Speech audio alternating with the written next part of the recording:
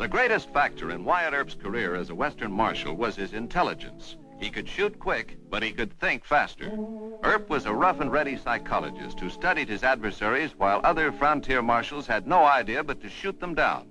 Unfortunately, the gunfighters, cowboys, and outlaws of Wichita in 1875 seldom appreciated Marshal Earp's intellectual methods. And his friends warned him that it was much safer to shoot first and think afterwards. In the case of young Turner Ashby, it looked as if they were right. Hold on there, Farrell. We're supposed to be partners, aren't we? Yes? Then where's that money you won on that cold deck job? What do you mean? Young Turner Ashby. You dealt him out of at least $300-400. My own personal gain. I banked it. I pocket the money. Oh, no, you don't. We split 50-50 on the whole take. That's what you think. That's what I say. Come across, Farrell. Sure. Come across, Farrell. But not to your partner there. I'm the one you cheated. This will cover what I lost.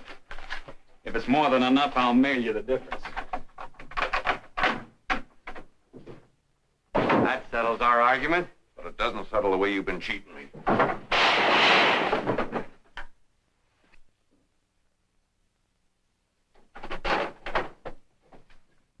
You out there, come on, open that door, somebody. What is it? What happened in there? Better go in there and find out.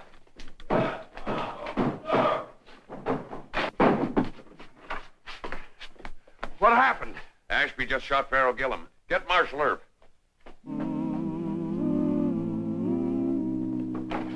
Farrell Gillum, my partner's been shot. I know, Gus told us. Right in here, Marshal. Clear case of murder, Wyatt. Turner Ashby held us up, and before Gillum could reach a gun, he was shot in the back. Sure it was Turner Ashby? I'm sure it was.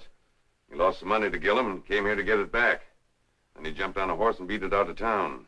You want to catch him, you better be quick about it before he reaches that wild bushwhacker country. He was shot in the back, all right. It's an odd-looking wound. How's that? We'd better talk about it in the office, Wyatt.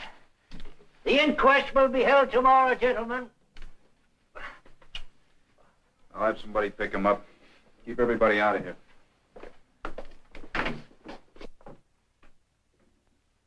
Now, you see why I didn't want to talk about it over at Denver Jones's office? It sure is a mighty odd-looking wound. Bullet must have entered the flesh sideways. Yep, sideways. Did you ever notice anything like that before, Wyatt? No, but I heard about it. Ashby must have been using an old gun with a worn-out barrel. See, if the grooves in the barrel are rusted or worn smooth, it tips the bullet off center, makes it wobble, instead of traveling nose first. That's it. The case is solved. It is. Uh-huh. Now all you have to do is catch Ashby and test fire his gun. Thanks. Catching Ashby is just a minor problem, huh? What's so tough about that, Wyatt? I heard Jones say he'd gone to the bushwhacker country. Last time I went into that mess of rocks and brush, it was after Bill Thompson. Well, now, you caught him, didn't you? No. His brother Ben caught him for me. If it hadn't worked out that way, I might still be chasing Bill. Say, you do look worried, Wyatt. Well, I knew the Thompsons, but I don't know Ashby. The trouble about hunting a man that you don't know is that you might be dead before you get acquainted. Well, he had a pretty good head start on me. I better be going. Now, don't you come back dead. I got enough troubles as it is. Did you get that information on Turner Ashby? Yeah, Wyatt. This is about all I could get. He's about 29 years of age, owns a small cow farm on the edge of Bushwhacker. He says he's lived in that section all his life. He's pretty hot-tempered and he's right-handed with guns. That's all, huh? Yep. Well, I got a telegram from the colonel over at Fort Dodge. Said he was sending my Indian friend, Mr. Cousin, to help me. I'm to meet him at the North Trace going into Bushwhacker come sunup. Mr. Cousin, you mean just you and the Indian? That's right. Well, aren't you going to take any of us deputies along? No. Take along the bunt line, though. Well, you just stay here in Wichita and keep everything nice and quiet. The only reason I'm taking along Mr. Cousin is because he's the best tracker that I know of. Well, Wyatt, why don't you take me along? That's pretty bad country. You could get ambushed. Ashby's already shot one man in the back.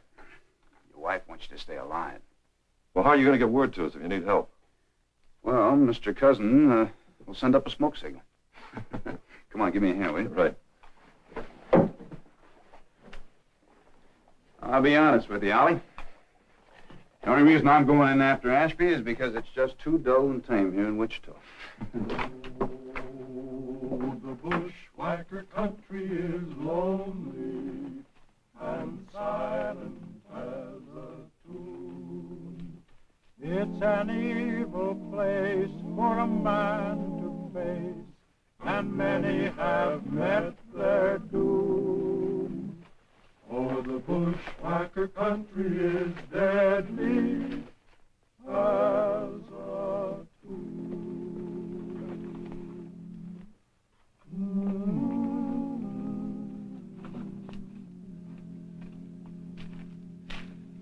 Morning, Mr. Cousin. I tell myself, he will say something like that. Who tied you up? Mr. Turner Ashby. He said, make sure to tell you his name. He also tell you that he was wanted for murder? He did not do it, he say. How do you know you were to meet me here? He knows you have Indian friends. He had gun on me. Quick. Wonder why I didn't kill you. He's kind man. Kind. Shot a man in the back. Well, then, he kind to me only. How much of a head start has he got on us? Oh, couple hour. He take all Whitecap trail. Let's get one thing straight, Mr. Cousin. Ashby's wanted for murder. He won't be kind a second time. Now, come on, let's get him. Whatever you say, always true, Mr. Earp. Your feet are asleep. Come on. Oh, the bushwhacker country is bad land, a law unto its own, where the gunman rides and the outlaw hides among its caves of stone. For the bushwhacker country is law unto its own. Those men who tried its riddle to crack were brave and fearless men, but each one died with a bullet in his back and never was seen again. For the bushwhacker country is deadly as a Horse lame. Very lame. Bad enough to stop him? I think so. Where's he have to hold up? Cave. Near Day Street. All right. Let's circle around those trees and rocks.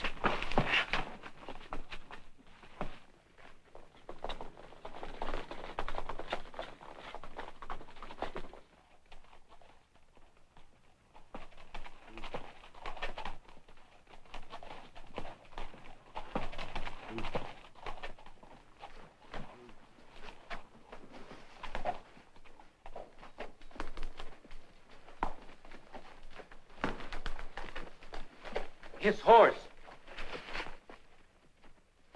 Probably in the cave. Ashby? Come on out of there, Ashby. Go away, Earp. I don't want to hurt you. You come on out here and try it. You come in and get me. I'm not that stupid. I can wait out here as long as you can wait in there. Why waste time? I got plenty of time. Is that the only entrance to the cave? Just that opening. You sure? Only one opening, Mr. Earp.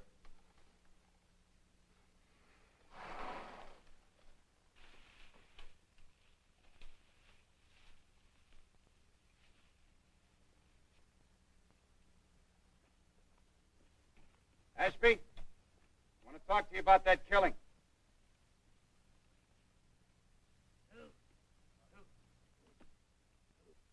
Ashby? It's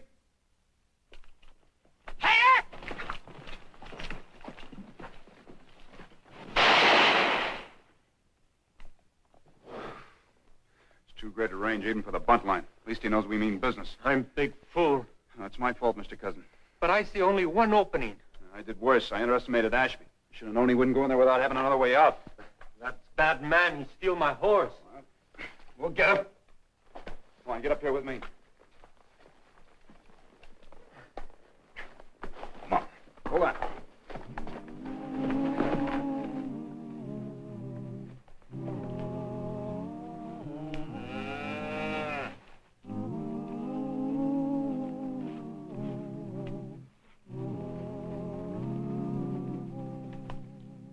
He stopped to help Doggy out of water hole.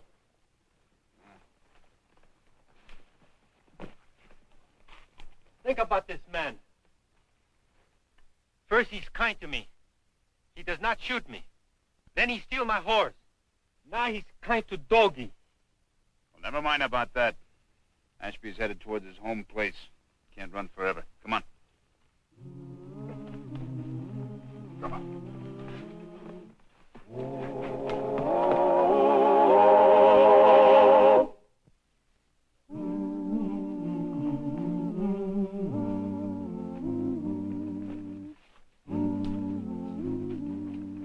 My horse. Come on, get off. Ashby still might be there. You circle around back. I'll give you time to get there.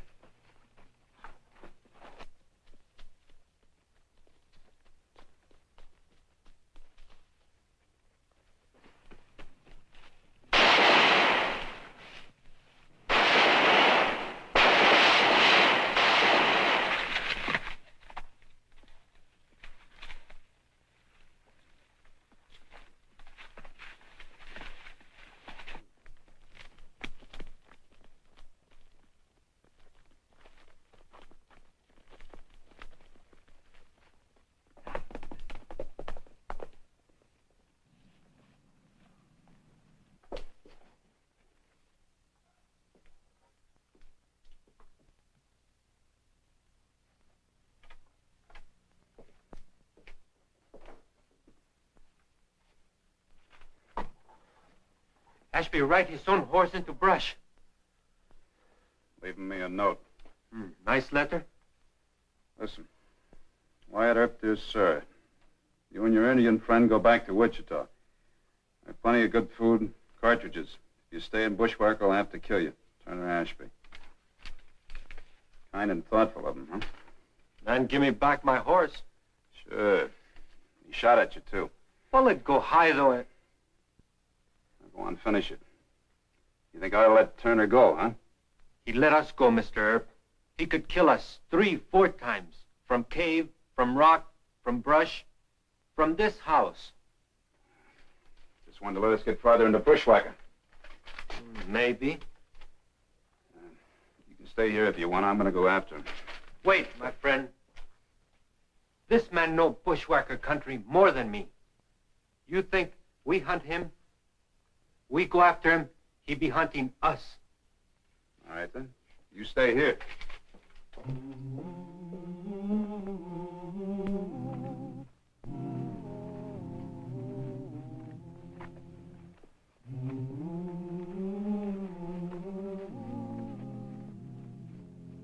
Fresh dirt.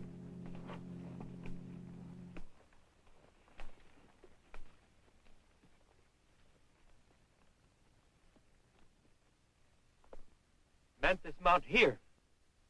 Can't you read, Earp? I told you what had happened. Go ahead and shoot, Ashby. Just your kind of target.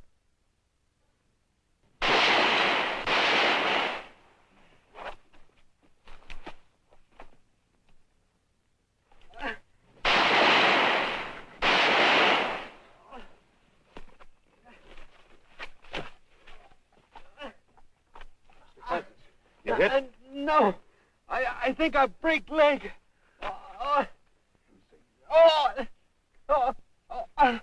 You're right. Now, hold on now. It's going to hurt.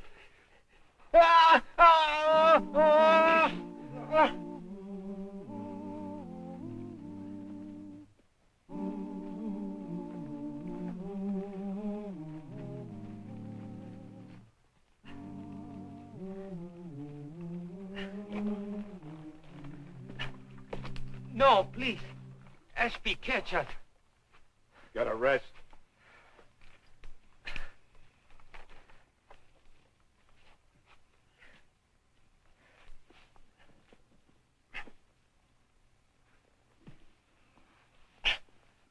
Take it easy.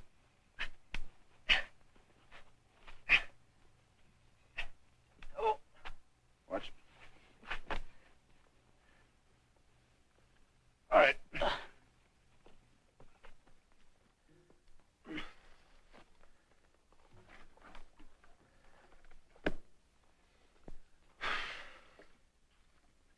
Yeah, that Ashby was shooting awful close.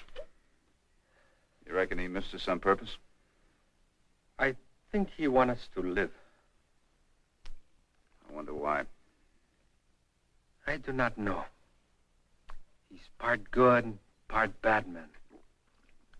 He do not kill us. But he steal my horse. Make me break leg. But next time he see us, I do not know. Come on. You take a nap. I'll keep a lookout.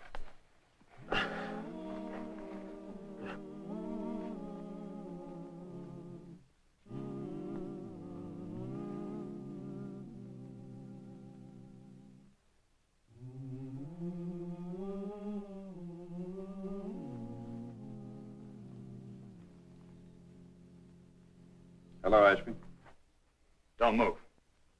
If I wanted to move, I'd have shot you as you came around that boulder. That gun looks almost new. Yeah, it is. What'd you do with your old one? I traded it in 3 months ago. Why are you so interested? Well, Gillum was shot with an old gun. It was so old it tipped the bullet sideways. I told your Indian I didn't kill him. Then why'd you run? I held up Gillum for the money he cheated me out of. I heard Jones yelling that I shot him. Man doesn't like to hang for something he didn't do. I'm inclined to believe you. That's nice of you. You could have shot us in the back, but you didn't. What are you getting at? Why don't you come to Wichita? I'll find the man who shot Gillum. You'll be cleared. I don't trust you or any John Law. All right, suit yourself. One thing you ought to think about. Such as what? I'm going to take my friend here to Doc Fabrique and get his leg set. Then I'll be coming back. I'll hunt you day and night until I find you. Earp, I came here to tell you something. In Bushwhacker, I do the hunting. Come alone or bring a posse. I won't be so kind-hearted next time. Front, back, or sideways, you'll get it.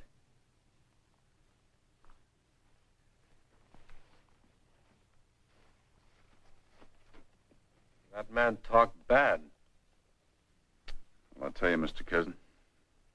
The man's going to kill you doesn't waste a lot of time talking about it. I think I know him now. Ashby afraid to kill? No? Your first hunch was right. He's got a hot temper but a warm heart. You know him, but he know you? Well, let's hope so. Well, let's point him north. Still got to find the real killer.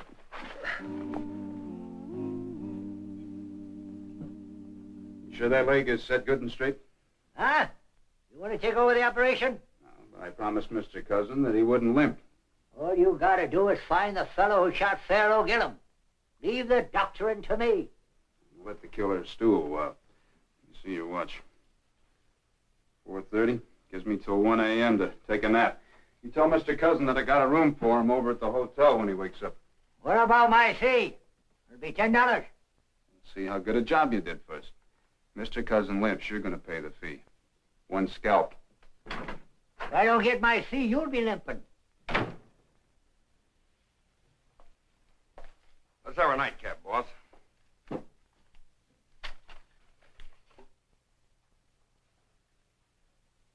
Take it easy. That Ashby fellow's on his way to Texas by now. Earp should have caught him.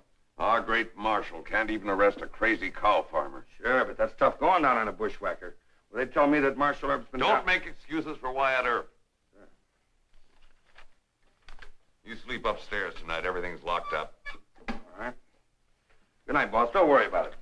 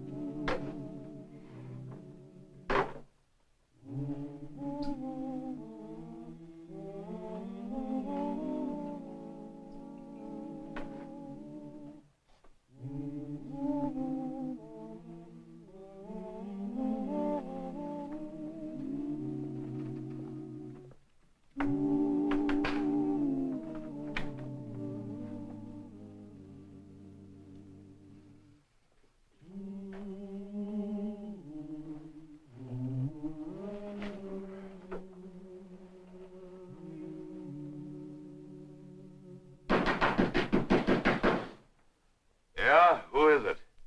Turner Ashby. Wait a minute. Come on. Open the door, I'll break it down.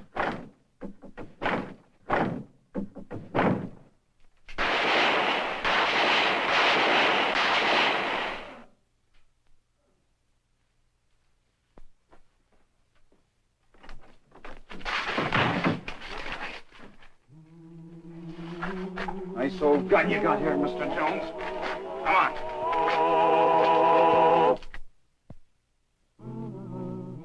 Marshal Earp, you say you can produce some exhibits in your case against the prisoner here? That's right, Your Honor. Ollie? This first exhibit, Your Honor, is the hind quarter of beef. The second exhibit is that door, which was taken from the rear of Denver Jones's saloon. The third exhibit is this old gun, which I took from Denver Jones last night when he fired at me through that door. Dr. Fabricius testified that Pharaoh Gillum was killed with a gun that turned the bullet sideways. Now, that door is so badly splintered that I can't tell which way the bullets were traveling. The court's permission. Did you get down here, sir?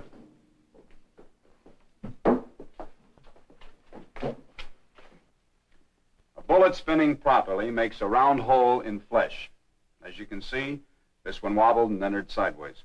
Yes, but I don't see... That still don't prove I had the gun on the night Pharaoh was shot. I tell you, Turner Ashby killed him. If he was innocent, why did he run away? How do you answer that, Marshal Earp? The prisoner has a good point there. Your failure to apprehend the other suspect in the case leaves the court in doubt. Turner Ashby will come back, Your Honor. What assurance have you of that? Well, sir, I hunted him and he hunted me. We got to know each other. I'd appreciate having a little more time. You've made a good point, and the prisoner's made a good point. I'd like a little time to consider this myself. This case will be resumed Tuesday morning at 9 o'clock. Thank you, sir. Court's adjourned. Now, you were almost too late. I hear you arrested Denver Jones. For a John Law, that was pretty smart. For a man on the run, it's always pretty smart to stop running. I asked for a postponement. Now we won't need one. Come on.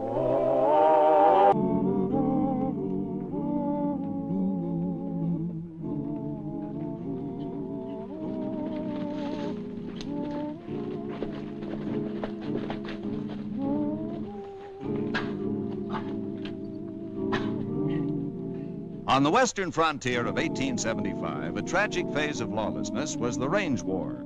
A range war started when two owners of large cattle outfits had a personal dispute. Then it spread to cowhand retainers of the cattle barons, with professional gunfighters hired by both sides, making the war hot and deadly.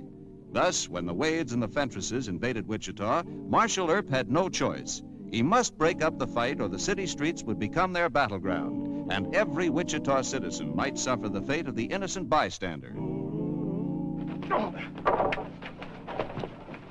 Hold it. Break it up! Break it up! What's the matter with you fellas anyway? You know better than that. Get the gun! Come on. Come out of there! Come on. Back up there. Back up. Get up. Come on. Get back. Come on, please. Come here. that little way back. What's it back? Stop it! Stop it! It's my truck! You wait a minute! Stop it! Wait a minute! Stop it or I'll get a gun and I'll shoot every one of you! Break it up! Break it up! Break it up! Come on. Stay out of this! I said break it up! Break it up! Shall I take them all to jail? Any of them drunk? Well, they don't seem to be. I want him and him and him arrested. Arrest all 6 of them. They're Wades from the Bar W. They jumped 3 of our men and it just wasn't... Hold it! Any of them are hurt, take them to Doc Fabrique. Turn the rest of them loose. Marshal Epp, are you on the Fentress' side or on the Wades? Who are you and where do you live? I'm Mary Ellen Fentress. I'm staying here in town at the Wichita Hotel. You better get inside and cool off. Let me have this. Come on.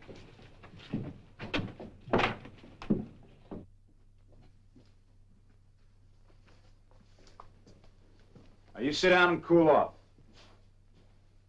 And I suppose you'd like to know what makes me tick. You must be Colonel Fentress's granddaughter. Lazy H outfit, hmm? Yes, I am. And there's going to be one real sure enough fight when my grandfather gets to town. Oh? He's put up with old man Wade for years and years. Haven't you any sense of justice, Mr. Earp?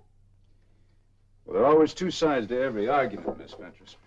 Those Wades jump our range, they rustle our steers, they bribe the cattle agents so they can load first at the freight pens. Now they bought up all the rooms at the Texas house. Colonel Wade's coming into town, huh? Don't call him a colonel. He was only a brevet colonel and a plum coward. Well, I never argue with ladies. I'm sorry. I hope you'll forgive me for losing my temper. But it was 6 against 3, and well, my blood just about boiled. Yeah, I know. I bet you've lost your temper a few times. A few times, but, you know, that's one of the worst things a peace officer can do.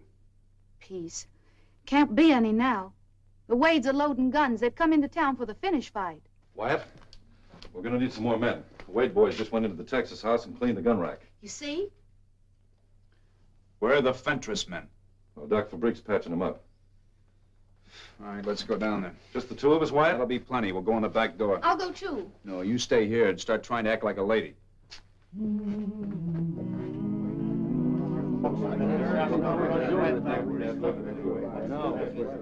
All right, put your hands on the bar. You put yours on the table. Come on, move. Get the guns, Ollie. I give you men a break on the streets. Now you're going to go to jail. That Fentress girl put you up to this, Earp? Same law goes for the Fentresses. I've had enough trouble from both outfits. Now go on, get moving. Come on, move.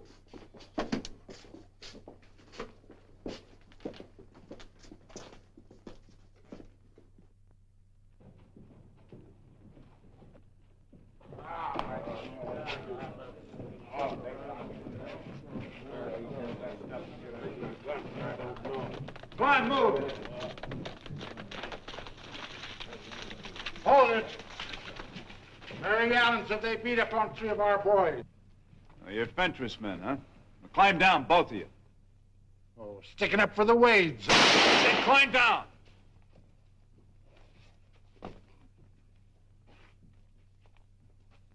I'll fall in with the weights. Go on, move. Go on.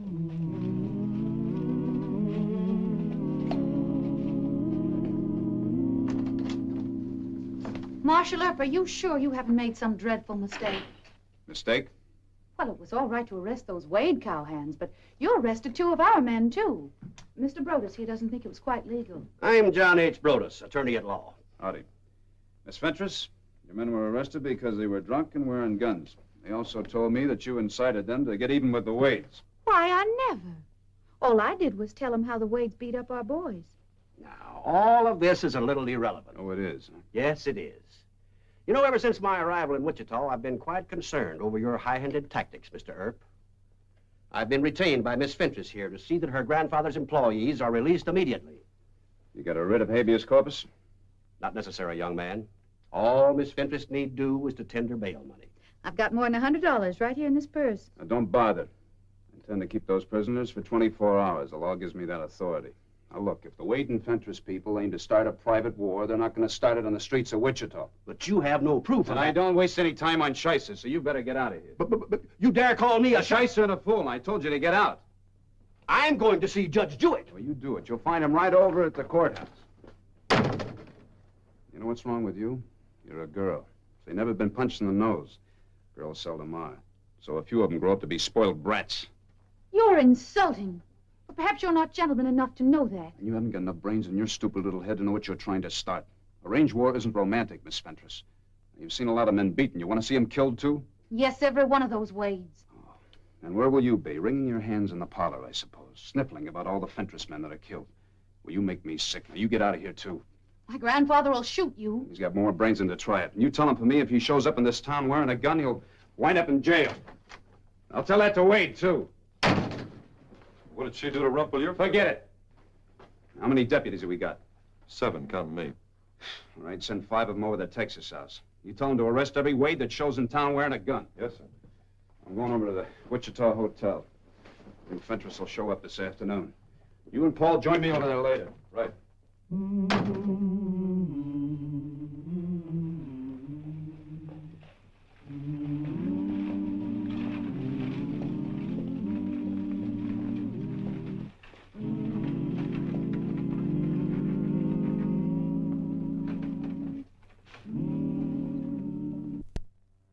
Oh, Grandfather, thank heaven you've come. You having trouble, Mary Ellen? With that Marshal Earp. He says we can't fight the Wades. 3 of our men got beat up, then he arrested 2 more and took them to jail. And when I got a lawyer to try and get him out, why, he said just dreadful, insulting things to me. He did, huh? He treated me like a poor, trashy nobody. Then he took our lawyer and just shoved him out of his office. I reckon we'll drive straight to the calaboose, Curly.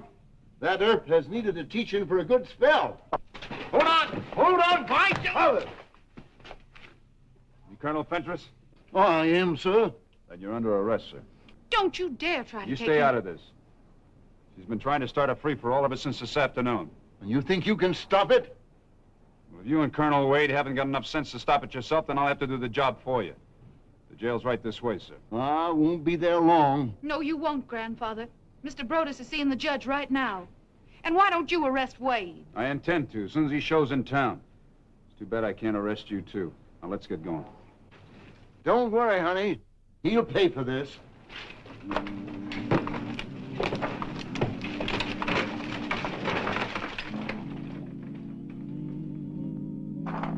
I don't know why you acted with such severity. Colonel Wade and Colonel Fentress may be just blowing off steam. Not this time, Judge. They told their men to fight it out. But you don't know that. Well, Fentress is right in there. Go ask him point blank. Oh, hang it on, Wyatt. A man's intent doesn't constitute a breach of law. Brodus has been after me to release all the prisoners on bail. Well, you wouldn't do that. Why not? A pitched battle on the streets, innocent bystanders being hurt? It's a condition of priori criminis. You're asking me as a judge to assume that Wade and Fentress's men will actually shoot at each other. That's right. Brodus is a shyster, but he knows enough law to realize that you put me in an embarrassing position. Why, old man Wade isn't even in town. No matter what Fentress threatens, it takes 2 to make a quarrel. Don't you see that I'm stretching the law? Oh. Don't lose your temper, Wyatt. Oh, I think I'm doing right well, considering there's a range war about to bust loose in this town. And you quote Latin. Let me tell you... Oh, wait a minute, Judge. You listen to me. If you grant those men bail or sign writs of habeas corpus, I won't honor the papers. Indeed. Now, you're the judge, but I'm the marshal. If Brodus gets you to sign papers, they have to be enforced. Well, I won't enforce them, and neither will my men. Do you realize what you're saying? I took an oath to keep peace in Wichita, and that's what I aim to do. As long as you're a marshal.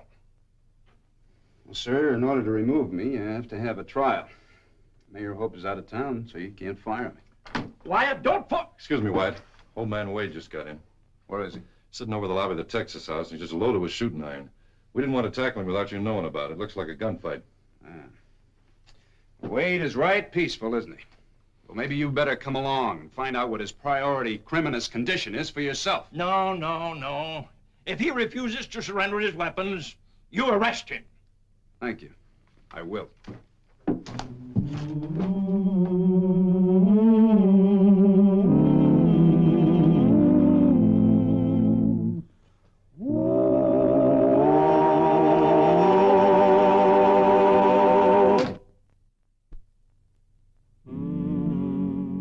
And another thing, Earp didn't throw Fentress and his boys in jail to stop a fight. He threw them in the calaboose to protect them from my boys. I hear he's sweet on Mary Ellen Fentress. What kind of a law is that? A short-horned marshal taking sides with Fentress. I ask you, Colonel? now, don't get scared, son. Just keep your hands away from your guns. Marshal Earp says you'll either have to check those weapons or be arrested. Well, so that's what Earp says, eh? Yes, sir. Well, you just tell him to come here and try and arrest me. That's what I'm waiting for. What's the matter? Didn't you hear me? I said tell... I'm right here, Mr. Wade. Yeah, that's just what you do, Earp. Sneak up behind a man. I didn't want to have to kill you. A typical sneaky Earp trick. Come on, stand up. We'll take a little walk to jail. I'll have a lot of my boys here around sunup. How long do you think I'll stay in jail? Just as long as I want you. Now get your hat. Yeah, I heard about you.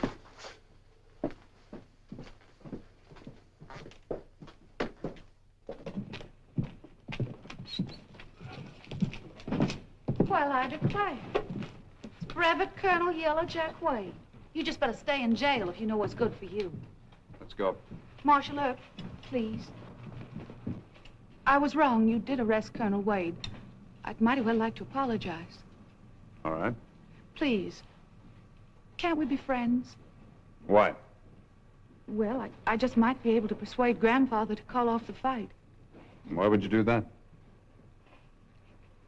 Well, in all my life, no man ever talked to me the way you did. And it started me to thinking. If you'd escort me to the lobby of the Wichita Hotel, I'd mighty well like to talk it over. All right. And then I got to thinking, what's all this awful fussing about? Just because Grandfather says Wade didn't support the 9th Virginia Regiment at the Battle of Malvern Hill. That was 12 years ago, Mr. Earp. And that's what started all the trouble, huh? Uh-huh, truly it did. See, Wade was in charge of a Carolina regiment. But he turned yellow and he ordered his wonderful men to turn back, exposing Grandfather's position. I know it was a terrible thing for Wade to do, but all the same, it just doesn't seem right that Grandfather should nurse revenge all these years, and it does it. No. But what you said about me, that I'd weep crocodile tears in the parlor while our men and theirs were getting shot, what made me see myself as a mean, cruel person. Am I really that wicked, Mr. Earp? Well, I don't know any saints in Wichita, Miss Fentress. But you'd like me to prove I've changed by getting them to call off the fight. Your character's none of my business, but... Well, you might win a big star for your halo if you could put an end to this row. But I'll need your help. How?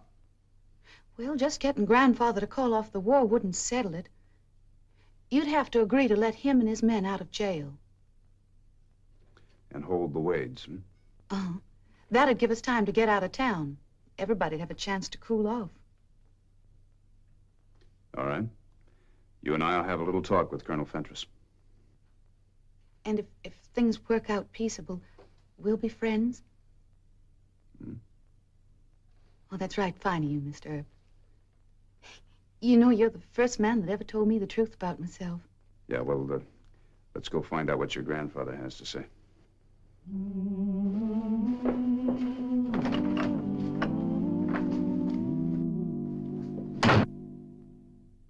I'm sure Grandfather will listen to me. I hope so. Mary Ellen, what are you doing here? Grandfather, I've come to an agreement with Mr. Earp. He's going to turn us all loose if you promise to stop fighting the Wade. Oh, I thought so.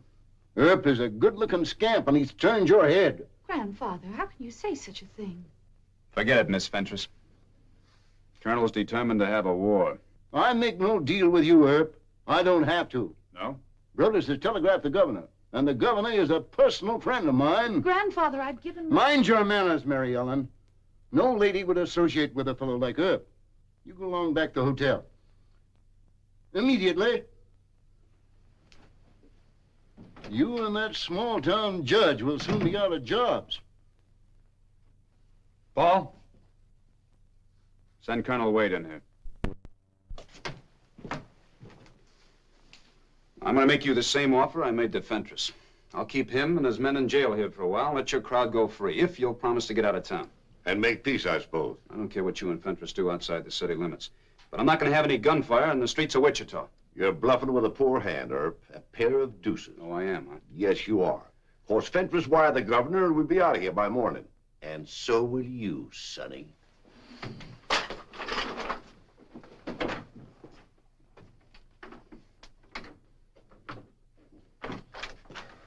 Wyatt, a Fentress cowhand and a Wade gunslinger are making showdown talk in Douglas Avenue. They've hid their guns, so we just can't arrest them. Let's go down and get it. What have you been doing sitting around here talking? You wouldn't let them run us out of town. Come on, get out of the way. You've been doing enough talk. Why don't you draw?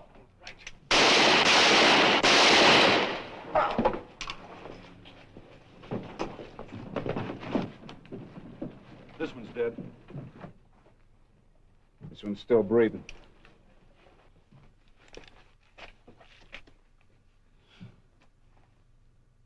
He's wearing Bar W spurs. First blood for Colonel Fentress. All right, you men, take him on over to Doc Fabrique's. Give him a hand.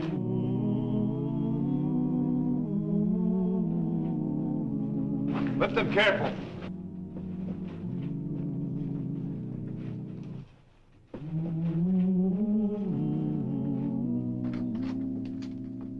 Oh, Wyatt, the jig's up. A writ of mandamus from the court in Topeka. We've got to release both Wade and Fentress outfits. According to what the court says. Now, Well, Wyatt, they said it, let them enforce it. I'll be impeached, and you'll be fired. Look, there's one man dead and another man so badly wounded he'll be crippled for life. And do you know why? Because 12 years ago, Fentress accused Wade of being cowardly at the Battle of Melbourne Hill. Ollie, bring Fentress and Wade in here. Judge, I'm going to say something to them that you won't want to hear. Will you leave us alone? But you don't understand. A writ of mandamus... Judge, please. Good night, Wyatt. Good night, sir.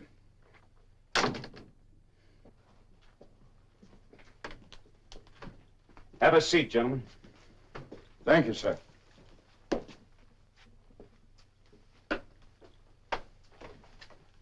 Colonel Wade, one of your men was just killed in a gunfight down at the Texas house. Oh, that's too bad. Yeah.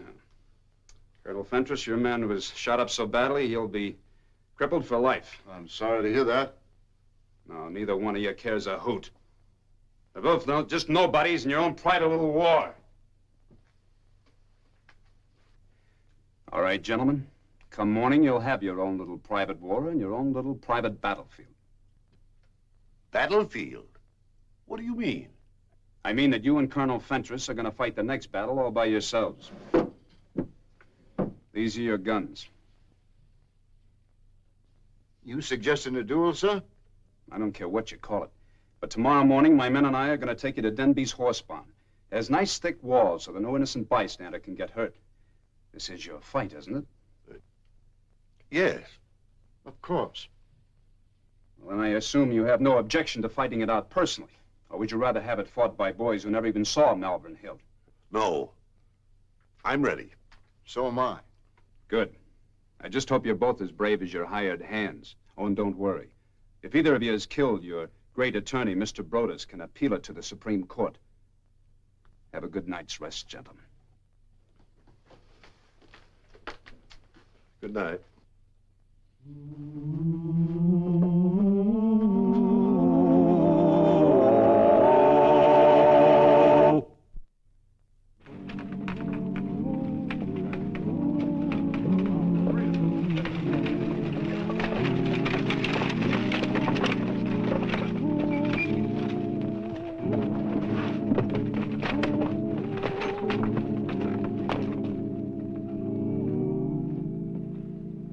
All right, gentlemen.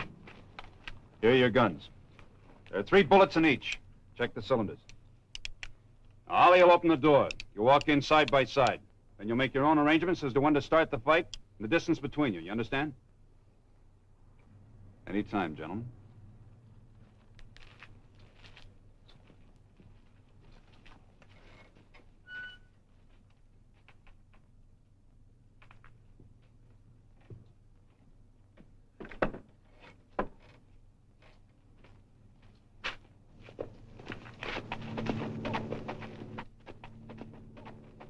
Grandfather!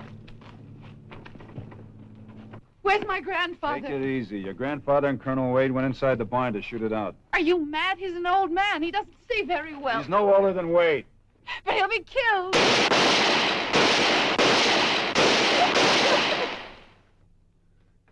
It's 6, Ollie. Open the door.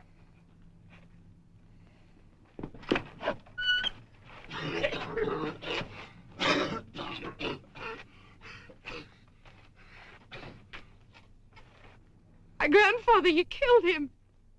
He's dead, you murderer.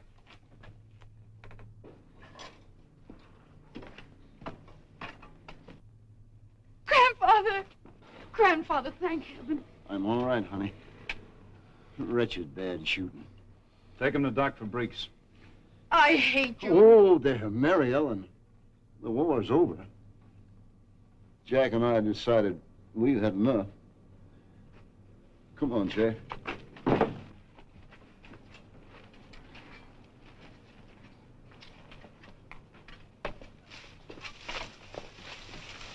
Go ahead, Colonel. Thank you, Colonel.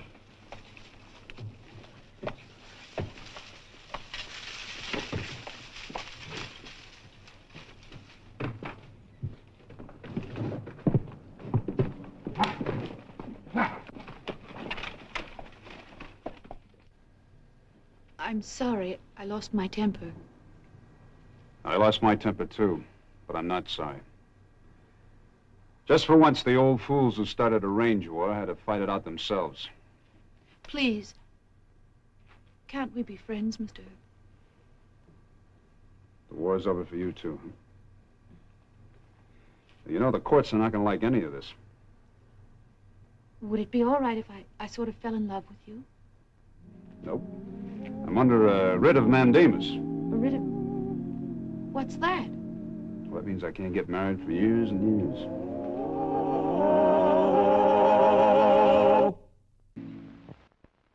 The friendship between Wyatt Earp and young Bat Masterson began in Ellsworth, Kansas. It was interrupted when Bat went off to school and Wyatt became Marshal of Wichita. Earp's time as Marshal of Wichita was drawing to a close, and in the meantime, Bat had grown up. But he still had the ambition to be a ladies' man and to wear a star in his own right. This had brought dangerous consequences. It brought young Masterson into conflict with the notorious Sergeant King, a former cavalryman and one of the meanest characters on the western frontier.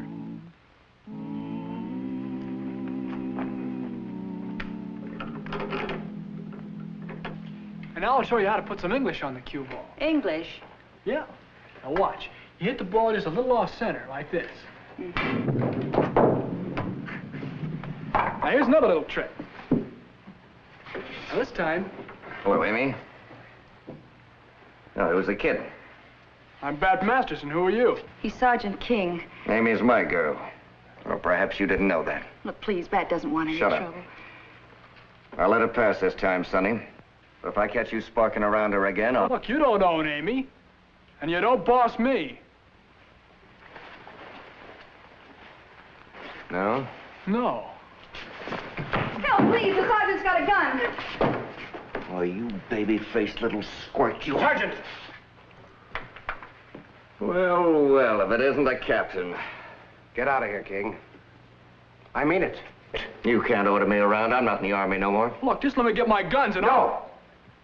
I can still put you under arrest. Want me to do that? Look, I'm not fighting you.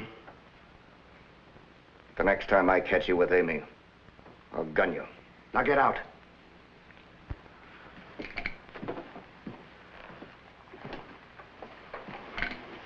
You're young Masterson, civilian scout at Fort Dodge.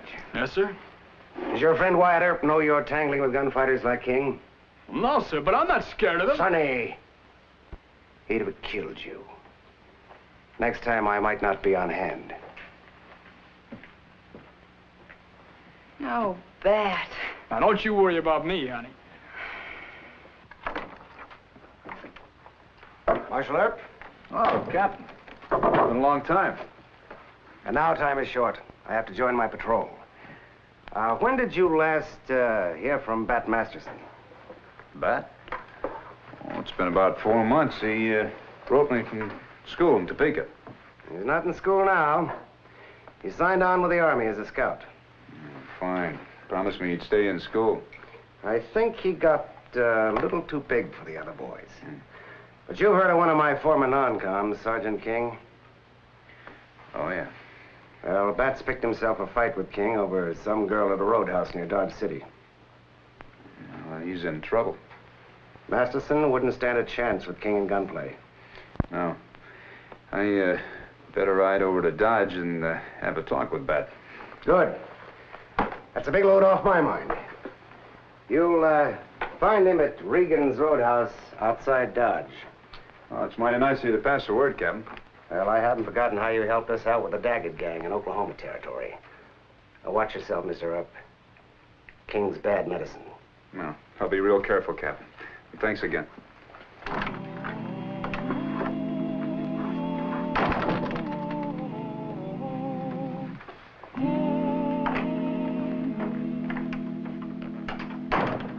Here's your leave of absence signed by the mayor. Any objection? He hollered his head off. I think he suspects folks over at Dodge are trying to hire you away. No, nothing like that. It's personal business. I'll be gone about 3 or 4 days. You'll be acting marshal. Just follow the regular routine. Wyatt, I don't mean to get personal, but you going against trouble? I might be. The instructions for returning my body to Illinois are in the drawer there. Give me a hand. All right.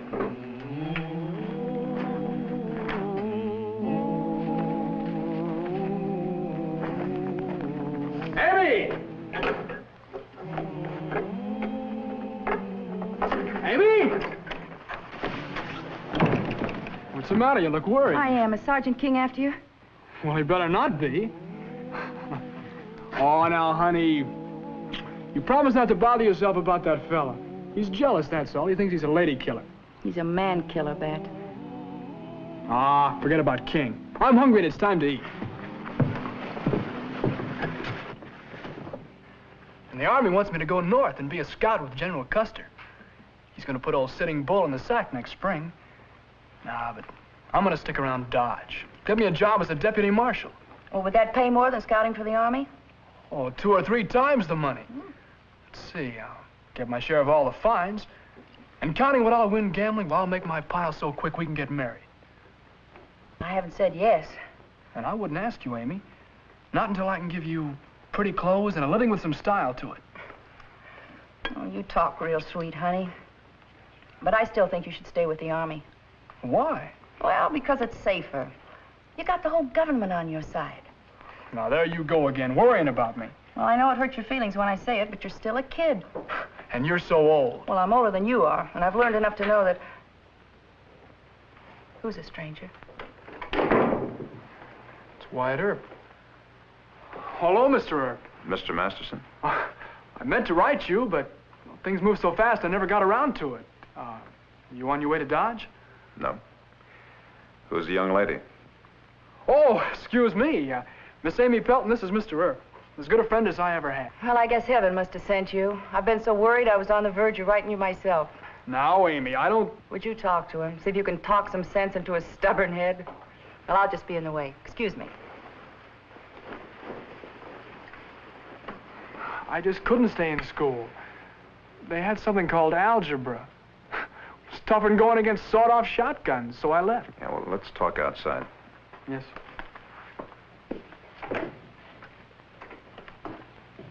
And I don't like scouting for the Army.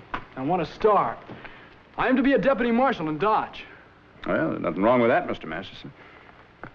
Look, Amy tries to treat me like a kid. Are you going to do that? No. Well, then stop calling me Mr. Masterson. I'm a grown man. Call me Bat, will you? We're friends, aren't we? All right, Bat. The only reason you called me Mr. Masterson was to make me feel older. Now I feel plenty old. But I'm messing into your private affairs, huh? Well, who asked you to come here? Good friend of yours. He kind of thought you were rushing things a bit. How do you mean? Miss Pelton? You in love with her?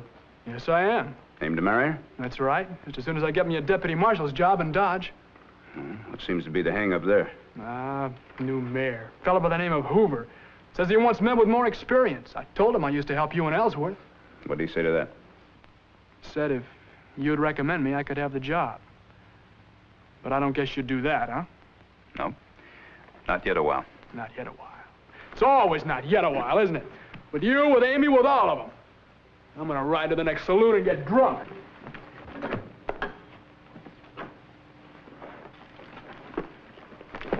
Come on.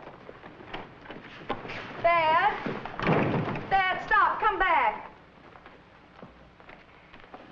Oh, you better go after him. He'll try to pick a fight with Sergeant King. You'll be killed. Easy now. Well, didn't he tell you? King threatened to gun him if he didn't stay away from me.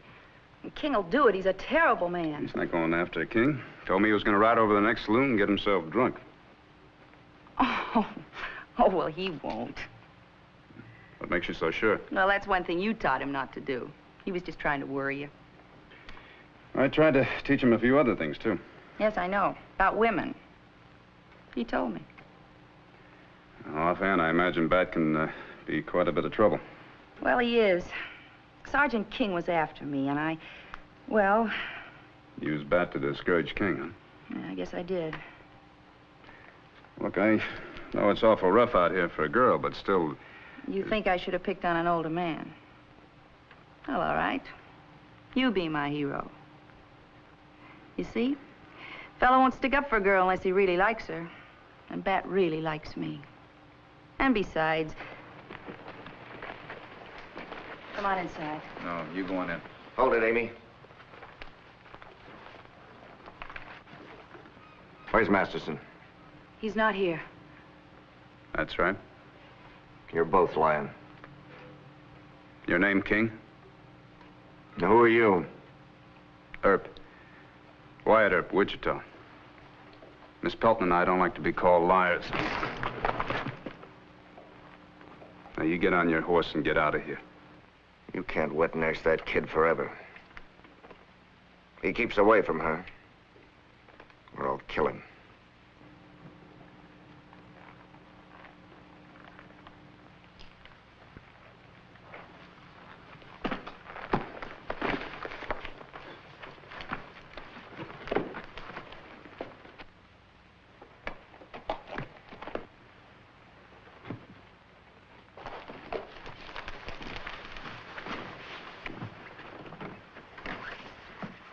You look very drunk to me. I'd change my mind. Stop acting like a 10-year-old brat. I saw you running over King. He's my trouble, not yours.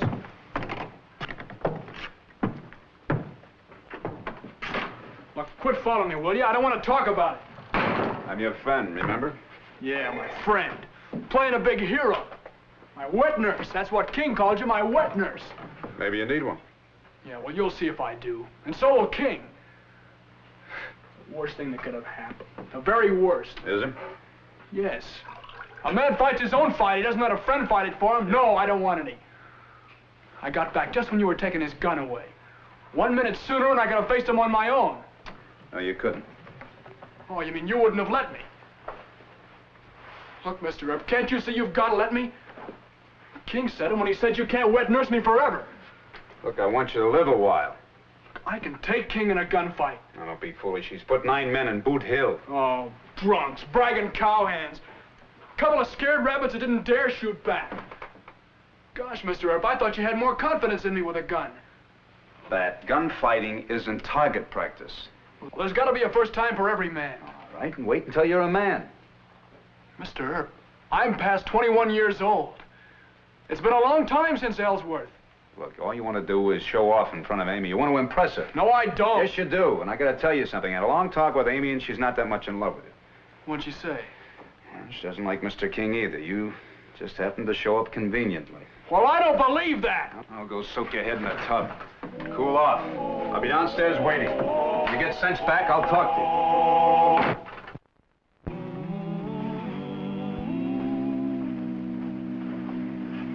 What'd Bat say? Nothing sensible. He still wants to fight King, huh? Mm-hmm. Well, all right, I know how to fix that. How? I'll just tell him that I don't care anything about him. Then he'll be real sore at me, and you can take him back to Wichita. But he wouldn't go. He'd just think you were lying to keep him out of trouble, and he'd accuse me of putting you up to it. Well, what can we do then? Well, I guess I'll just have to shoot Mr. King. Not fatally, just clip him a little. It'd be kinder if you'd clip that. Kinder? Well, what'd happen to that boy if word got out that you gunned King to save him? He'd never live it down, Mr. Earp. Well, a few weeks' talk. Men in Dodge City find something else to talk about. No. Men can be awful cruel. Talk would follow bad everywhere he went. Maybe you're right. And how would you like to live in this country with men saying your best friend had to fight your first battle for you? Well, there's only one other chance. What's that? He wants to wear a star. He wants to be a marshal.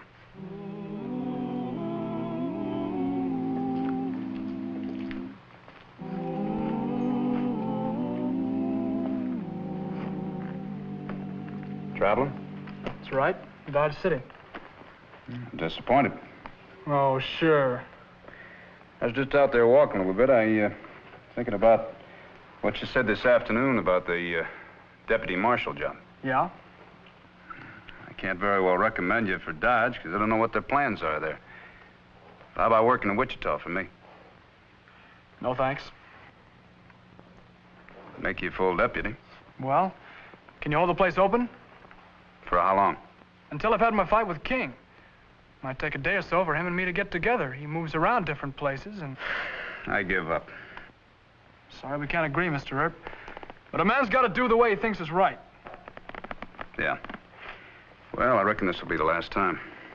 Oh, I'll see you again. I doubt it. You're too slow. You don't know how to shoot. What? You heard me. You don't know the first principle about gunfighting. What do you mean? I'm almost as good as you are. Would you like to try and prove it? Yeah, right now. Let's go into the barn. All right. Trying to shake hands with me for the last goodbye. I'll show you a trick or two with guns you don't even know. You think I'm just a bragging kid? Well, I practice my draw. Practiced hours and hours. When I'm clean. Let me see it. What's the matter? Don't you trust me? It's not the point. It's always the unloaded gun that goes off. Here.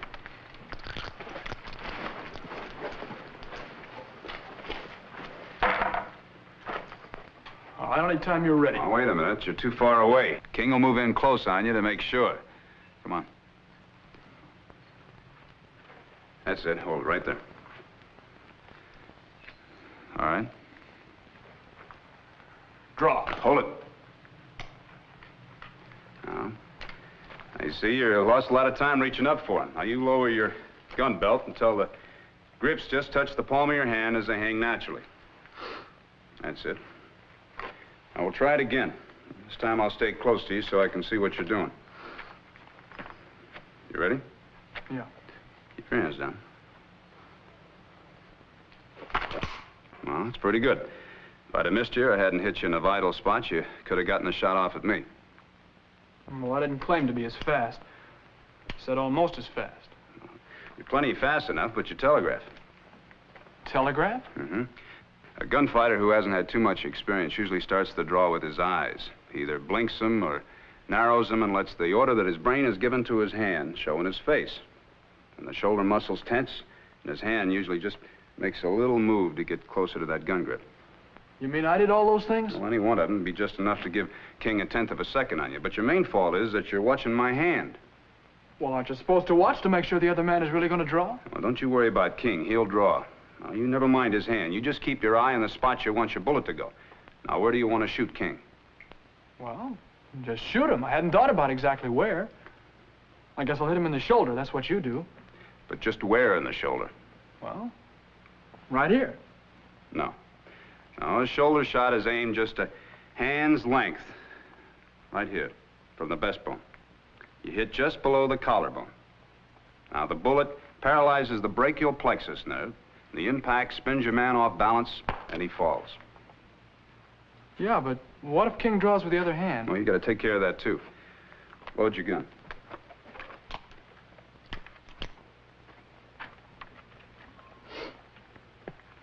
I'm going to draw this shoulder high.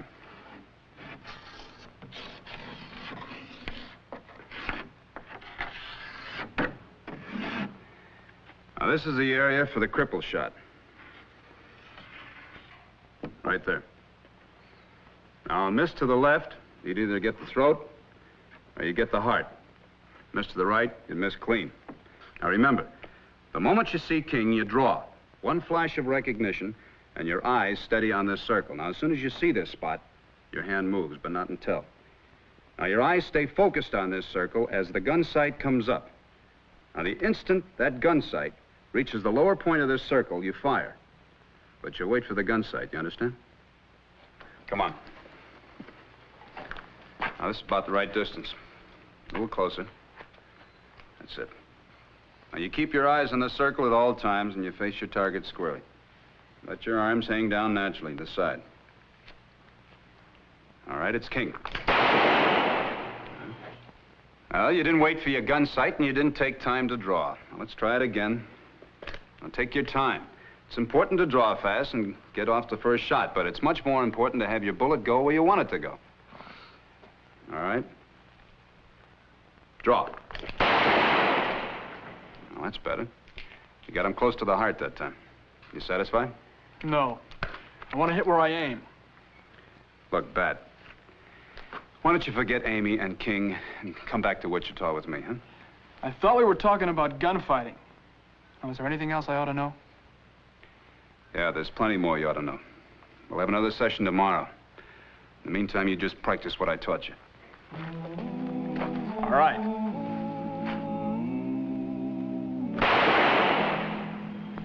That's pretty good. You didn't telegraph, and you took a split second to aim. Well, that ought to be pretty good after 2 solid days of this. There's just one other thing. Let's see you fall down and draw. Fall down and draw? That's right. You've been assuming through all of this that you're going to outdraw King and put him out of action. Well, yes, I have. You got no right to assume any such thing. No, King may draw faster than you and knock you down. But let's say that you're still able to shoot. Fall down. Yeah, but if I'm down, where do I aim? You aim right at his heart. I've seen a lot of men get hit in the stomach and keep on shooting. Now, you remember, if you're hit, you go down. You got to kill in the next instant or be killed. It's your life or his. Yes, sir, I understand. All right, let's try it. You ready? Yeah. Now, you missed. Come on, try it again. Get yourself set. Okay. Ready? Yeah.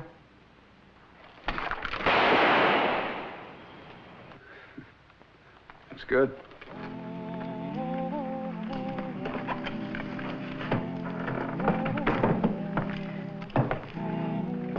Where are you going? Oh, Archie's driving me to Dodge. I can't stay here. As soon as you leave, King will be coming after Bat, and I'll be next. Did you tell Bat you were leaving?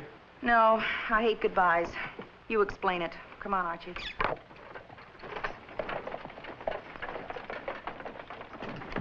That's Amy. She left. What'd you expect? She's afraid of King. Yeah, but running out on me. We talked about getting married. She knows I wouldn't let You King... never did have much sense when it came to women. Now, why don't you wake up? Amy's just a good-time gal. Gunfight isn't her idea of a good time. You were foolish to credit Amy for being any more than what she is. She'll always run away from trouble.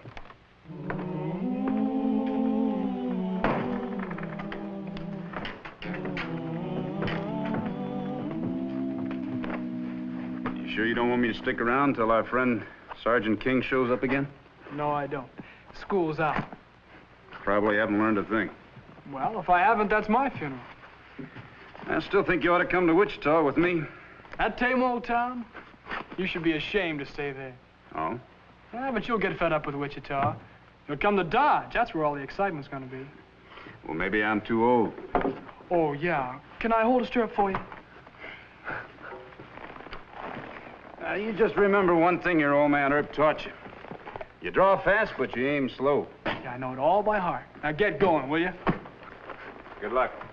Oh, young man, take heed of this good advice. A headstrong man is a dead man. You never get the same chance twice. So young man, go young man, and learn from the wise and strong, that a headstrong fool is a dead fool, but a fast-thinking man lives long. Oh, young man, think fast, shoot slow.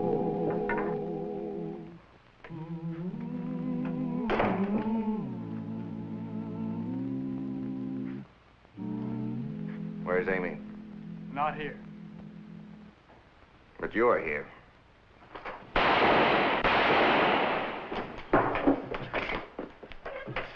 Get out of here, Odie.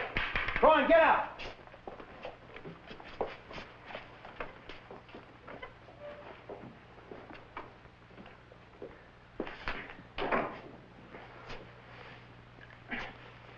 All right, Mr. Masterson, you got him. I did? Completely. I feel awful sick. You just killed a man. How do you expect to feel? Like cheering? Come on. Put your arm around my shoulder.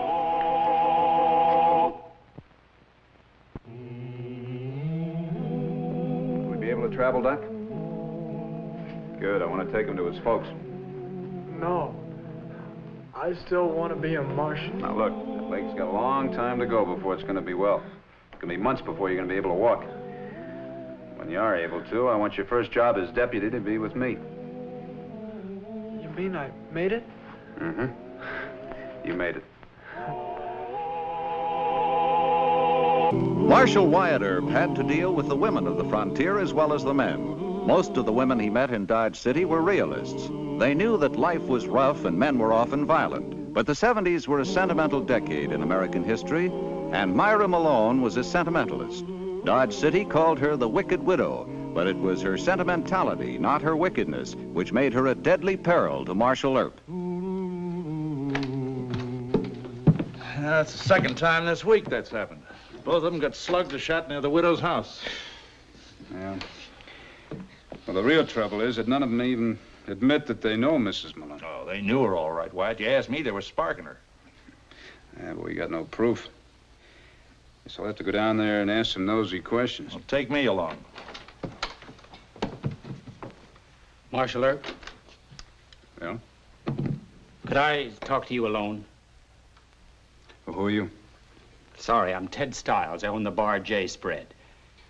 This here's a private and personal matter. Well, fine. Now, Hal, you want to step inside for a minute? I'm not scared, Marshal. It's just embarrassment. Read this note. It's a warning from some jealous idiot, but I want to keep her out of it. Mrs. Malone, the dressmaker? Oh, yeah. How did you know? Come on over here and sit down, Mr. Stiles. Now, you're the third man this week that's gotten into trouble because of this young lady. The other two were winged near her house. You were lucky. You got a warning. I don't understand this.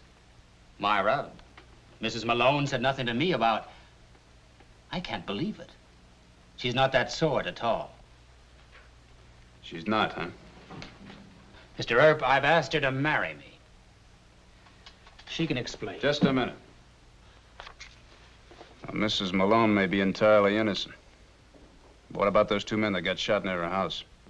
I just don't know. All right, look, your life has been threatened. I think I better go out there and have a little talk with the lady. Miss Myra? Visited by the town marshal? Oh, no. I'll handle this. I couldn't think of... All right, then I'm going to have to hold you. What? For your own protection. Now, you stay here. Hal? Yes, sir. We're going to hold Mr. Stiles for an hour or so. Oh, he just came in from the trail, so get him some food and something to drink, will you?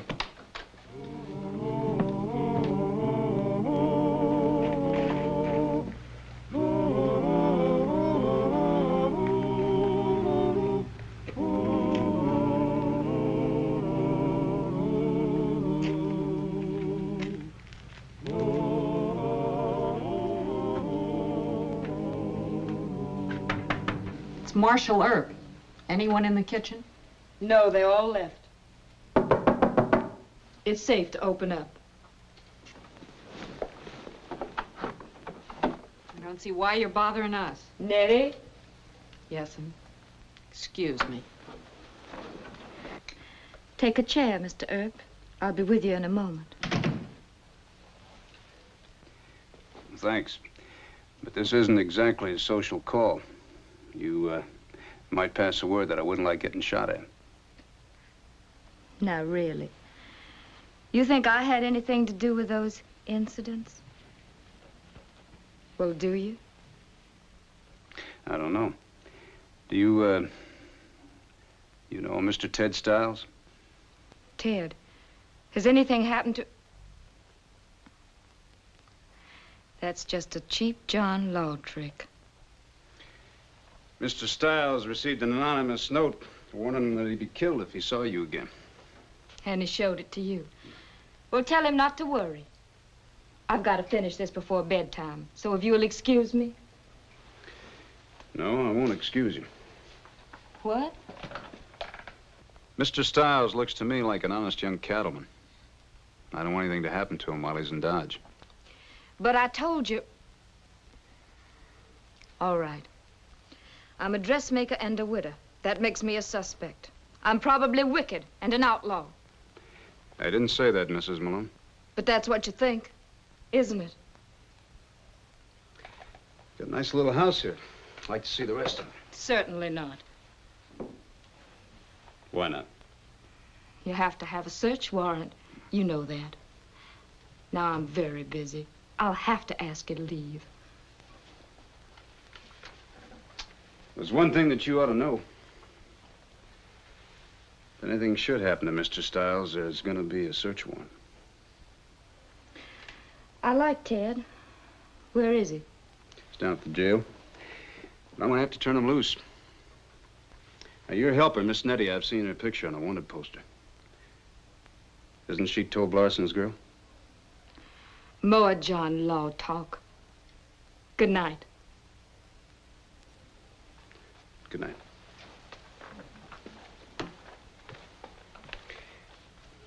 You know, wanted posters tell their own stories.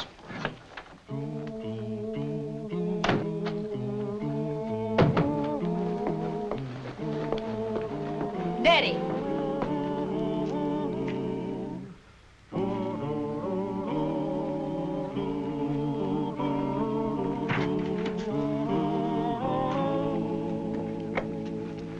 No! Get inside! Quick!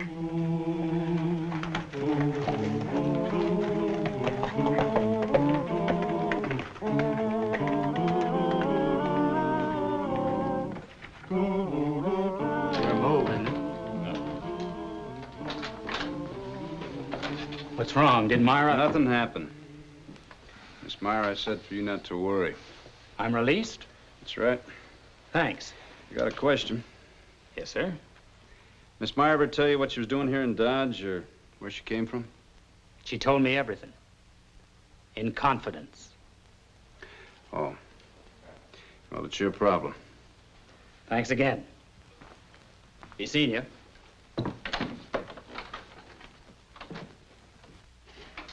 Oh, Hal, would you give me the files on the Tobe Larson gang? Yeah. There's a girl, Nettie Barnes. The Pinkertons have a picture of her on a wanted poster. Oh, yeah, I remember. She was the first woman I ever saw posted. Yeah, I guess that's why I remember. Is the widow Malone the...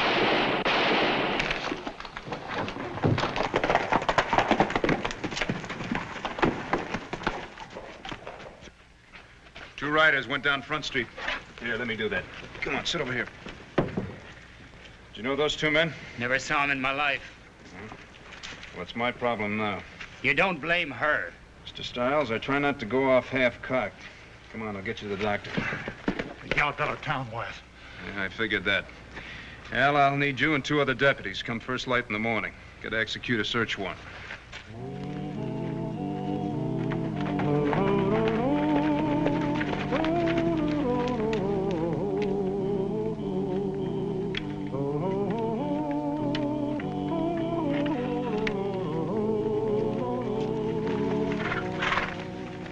Cal, you wait here.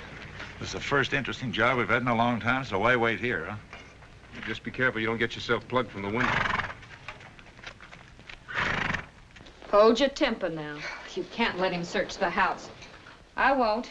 He hasn't a warrant.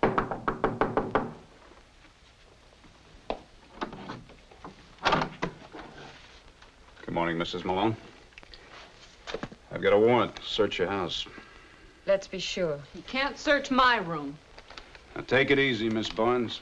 Barnes? I'm Nettie Smith. The wanted poster says your name is Nettie Barnes, close friend of Tobe Larson.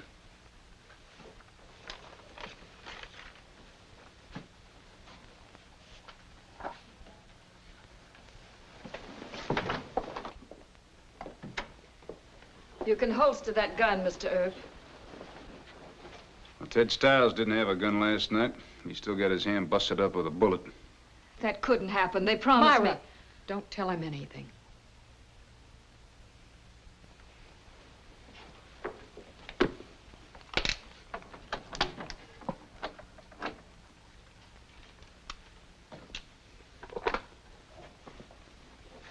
Well, Tobe Larson must be a pretty fancy dresser. Do you keep these around for masquerade parties?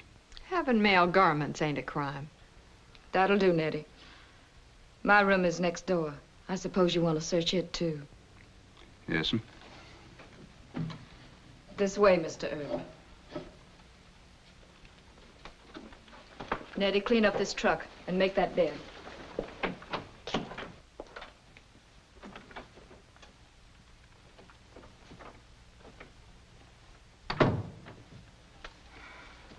Make a thorough search. Toss everything out. You know it's against the law to harbor fugitives from justice, Mrs. Malone. Fugitives from what justice? State and federal law? Yankee justice. Driving poor boys who fought for the South into the hills and woods, forcing them to steal for food, and then calling them outlaws. Miss Nettie might say something like that, but I can't understand why you would. My husband rode with the Larsons. Yank cavalry ambushed him in Missouri. Killed him? Murdered him.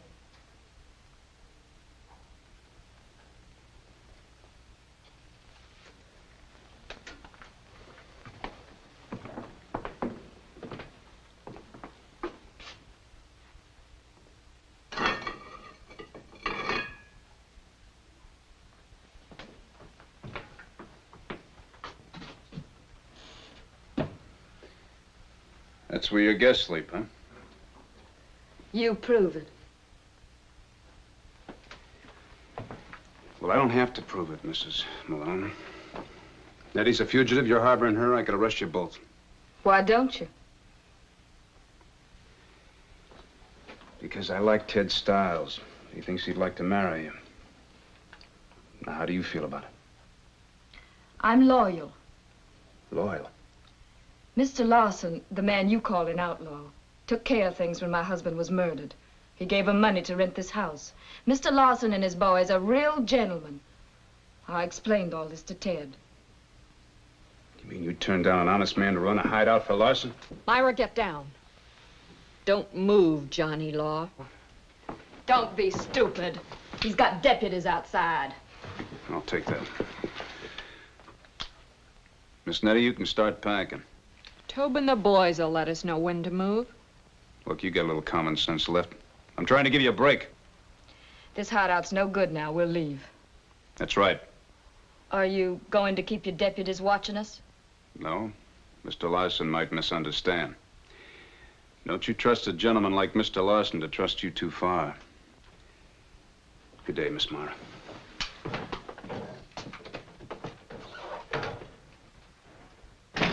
We can't move, at least for a couple of days. Tobe is on the run, and he'll be heading here. How do you know that? The boys who took a shot at Stiles told me. Are they still in town? We got to get word to Mr. Larson and warn him not to come here. Why? He'd be riding into a trap. Tobe and the boys aren't scared of Wyatt Earp. Tobe's a friend of Jesse James and Cole Younger. Oh, I'm sick of your lady baby act. I want Tobe to ride in here. You want more bloodshed?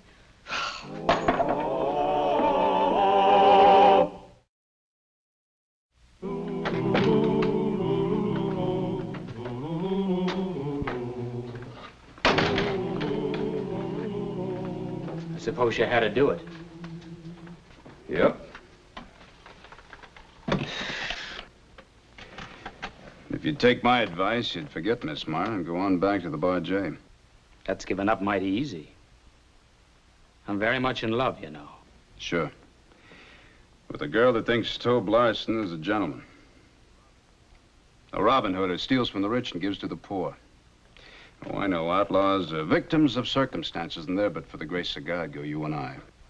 Well, that's partly true, isn't it? First offenders, yes. But not when they make a profession out of it.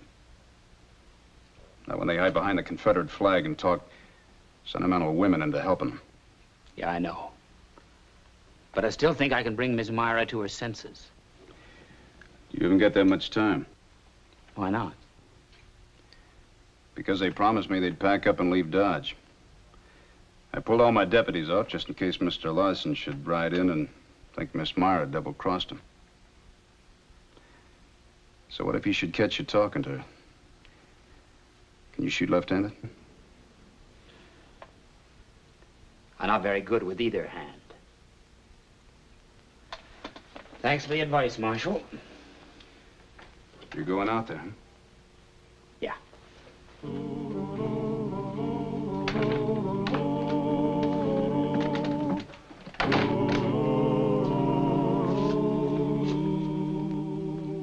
Haven't you done enough to square your debt with Larson?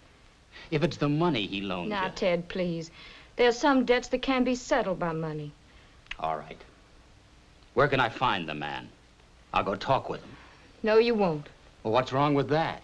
I won't beg off from my duty or let you do it for me. Duty?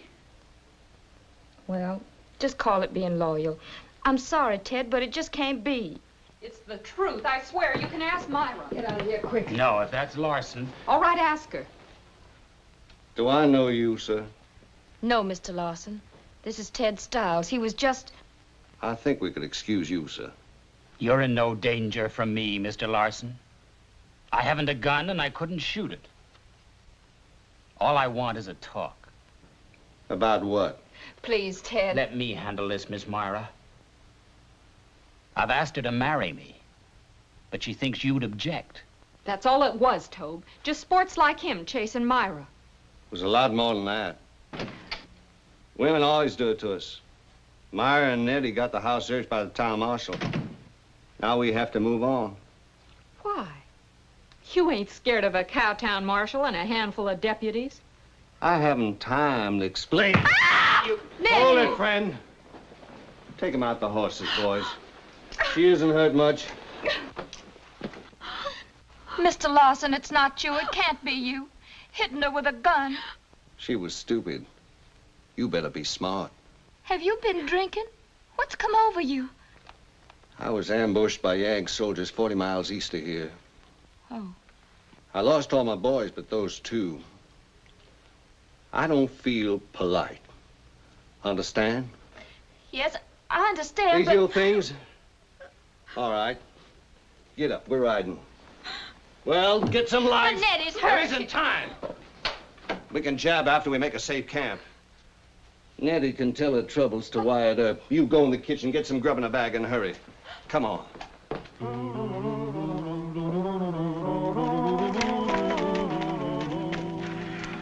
Wyatt, Ted Stiles ain't gonna leave that widow.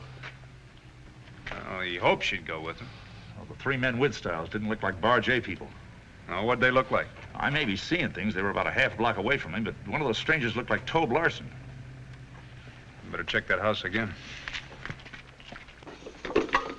Where were they headed? Oklahoma. Where else? They know the country south of here? Bushwhacker. He knows the trail.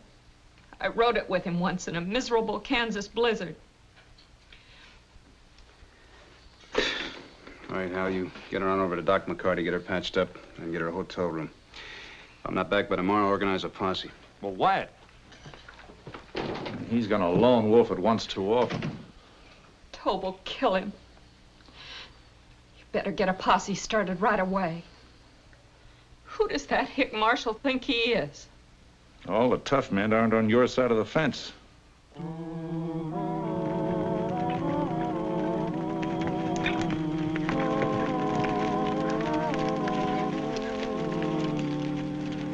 No dust, no posse. We'll rest the horses and have something to eat. Why keep on with this, Larson? You don't need us. That's for me to decide. Now light down, both of you.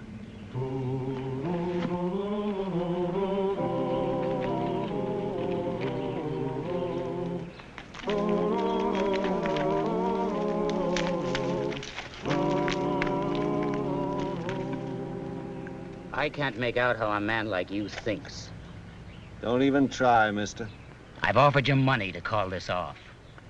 I've told you Wyatt Earp isn't going to bother his head about us. He warned me not to see Miss Myra again.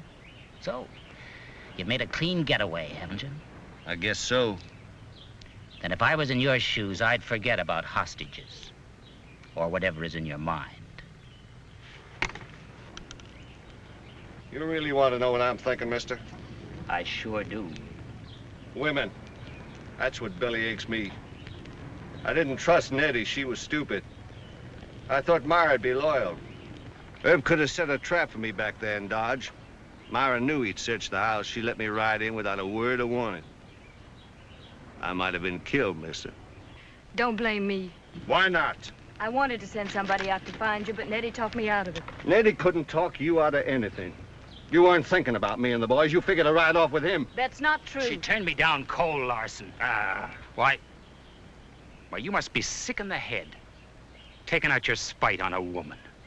Is that fair, Sonny? I haven't touched her. All right, let's drop it. Certainly. Now, Myra, please. He's not going to drop it. But turn him loose, Mr. Larson. He's no outlaw. He doesn't know what kind of people we are, how crookedly we think. There. Assassin. Oh. I ought to blow. No, you hurt him enough. All right. All right.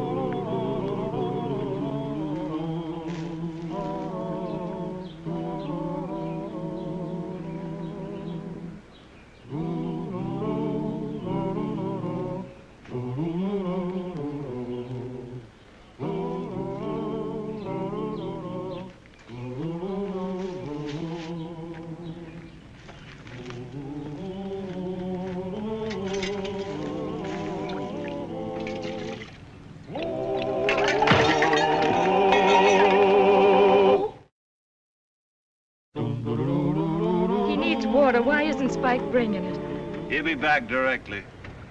He's been gone 10 minutes. I'll get it myself. No. Hey, Missouri. Go see what's keeping Spike.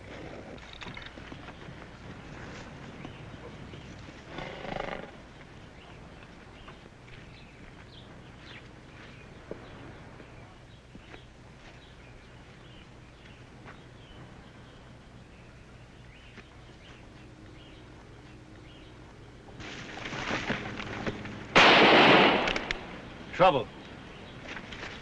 Let me go. You're walking to the springs with me. I might need you. Oh!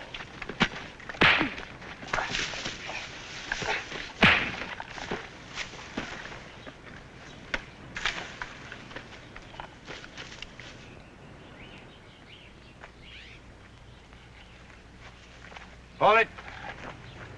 You wouldn't shoot a lady, would you? Mr. Earp, get back. Wait for your men. You can't hide behind her, Larson.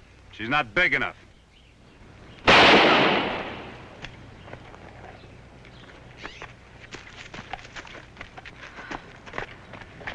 Is he dead? I just creased his scalp a little. But you might have hit me. Oh, that's a rotten thing to say. I'm glad you took the risk. Well, there wasn't much risk, Miss Myra. Well, Mr. Larson must have been reading too many dime novels. Dime novels? Yeah, you see, the outlaw usually hides behind a woman, so a gentleman will be afraid to shoot. Well, I'm not a gentleman, but I can crease a man's scalp 15 paces all day long with this old buntline special. Mr. Larson knew it was an easy shot, but I guess all those fairy tales about outlaws sort of addled his judgment. Yes, I see. Oh, Ted's hurt. I gotta get some water from the spring. Oh, I'll fetch the water, Miss Myra. You see, in real life, a woman muddies the mischief out of a spring. Mr. Earp. I didn't think he'd help us. But this is real life, so he did.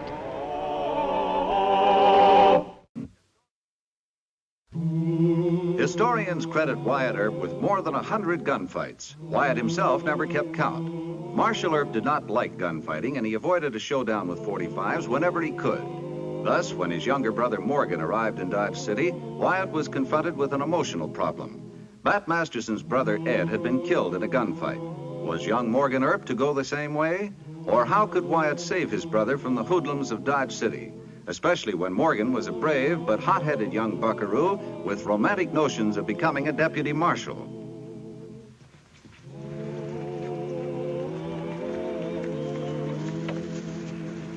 No.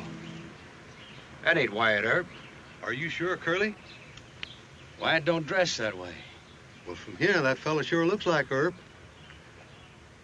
Wyatt didn't fall for our trick. We're gonna have to think of something smarter if we aim to bushwhack him. That's what we're gonna do. We have to stay here for a month.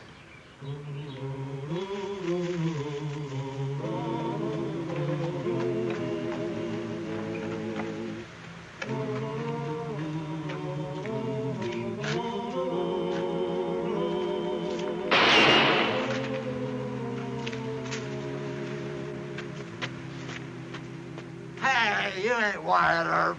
Oh, excuse me. We all make mistakes. No hard feelings, I hope. I'll keep this until you're sober. Stay out of my way.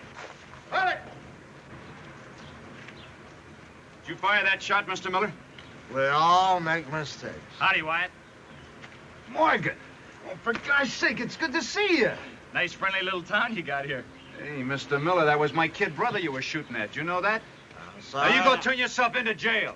A very definite mistake. Excuse me. Don't go too hard on the man, Wyatt.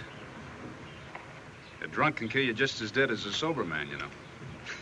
Golly, Morgan, it's sure good to see you. Hey, how the folks? In good health, but a little provoked at me. Oh, how's that? Grandpa wanted me to read the law in Monmouth. Mom and Dad kind of expected me to settle in California. Well, you're 21. You never did lecture me, Wyatt. My favorite brother. Come on, let's go up to my room where we can talk. Got the whole family to catch up on. Wait till I get my gear. Right.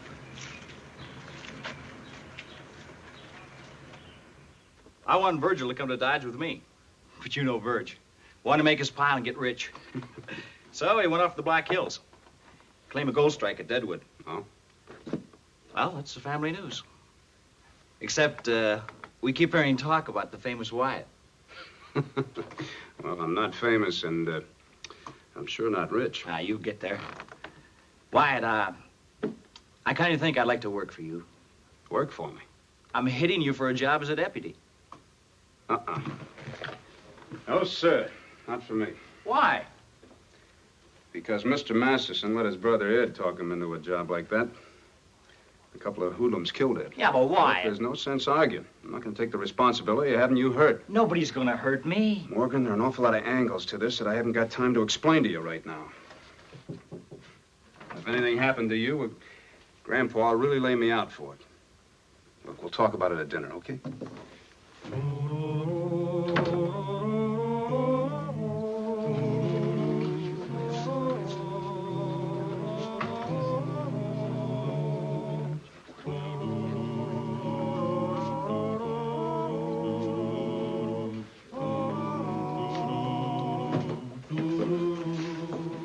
Whiskey.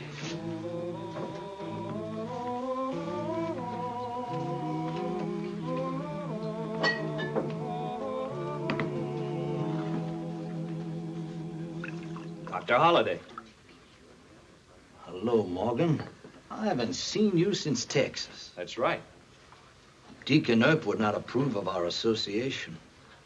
Although by my bad example, I've turned hundreds away from strong drink.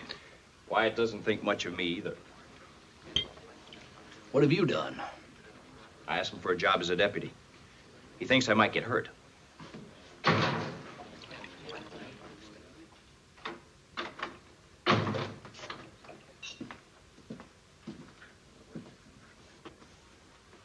I'm looking for big-headed Wyatt Earp.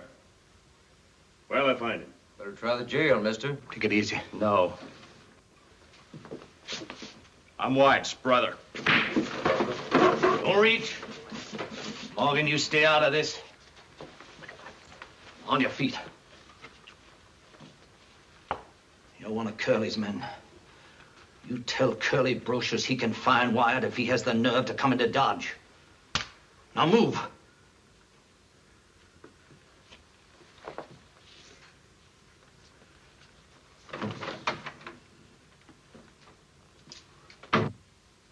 You think you're immortal? Why? That was Johnny Ringgold. You don't hit him with your fist and then turn your back to get your gun from the rack. Besides, he wasn't out cold. Look, I'm not as scared of him. I'll go shoot it out with him now. Now, wait a minute. I want to talk to you, Morgan. In there.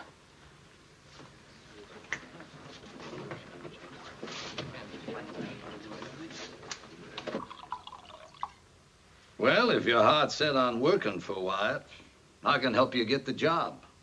But I must warn you, it isn't much of a job. What's wrong with it? As the insurance folks say, the life expectancy is limited. You know, your brother's been marshal here a lot longer than any other man. Naturally, he's made a lot of enemies. Johnny Ringgold and Curly Brocious are two of them. Doc, I just ain't scared. You young fellas got a whisper in your ear that says it won't be me, it couldn't be me. I used to hear that. Here, Doc, rest yourself. And wait until the coffin has passed. Spell it C-O-F-F-I-N and you got a good pun. I don't argue with a young fella like you. I know you're dead bent to stay in Dodge and work as one of Wyatt's deputies, and... All right, I'll talk to Wyatt for you. Now, you let me handle this. Morg, for gosh sake, I heard you tangle with Johnny Ringgold and that you Sit almost got- down. Mop your fevered brow. Now, look, Doctor, Sure, you got- I know. It's a family matter. Look, I didn't get hurt. I just popped Ringgold on the jaw, and Doc here covered me while I went to get my gun. What if the doctor hadn't been there? Shut up, both of you. Morgan wants to stay in Dodge, so I hired him on as one of my faro dealers. Any objection? Yes, there is. No brother of mine deals faro in this town. You know that. All right. You hire him. Oh, the tight cinch, huh? Well, it's not going to work. If Morgan insists on staying here, I'll find him a job. What kind of a job? A good job, better than wearing a star. Now, look, Wyatt. I'm sorry, Doc. You tried. It's time to eat. I'll tell you about it then. Yes, sir.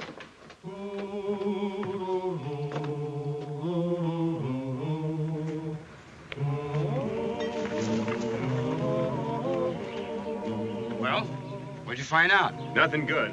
He's got his kid brother with him, and Doc Holliday's riding close herd on both of them. We can't get at Urban Dodge. Best idea is to draw him out here. We'll hit the Abilene stage tomorrow. Leave a good trail into these rocks.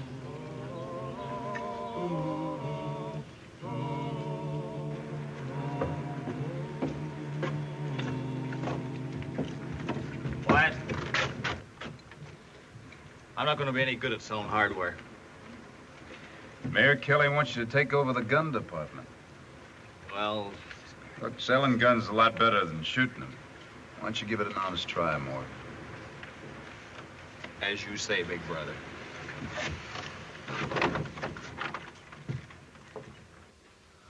One Earp in this town is plenty.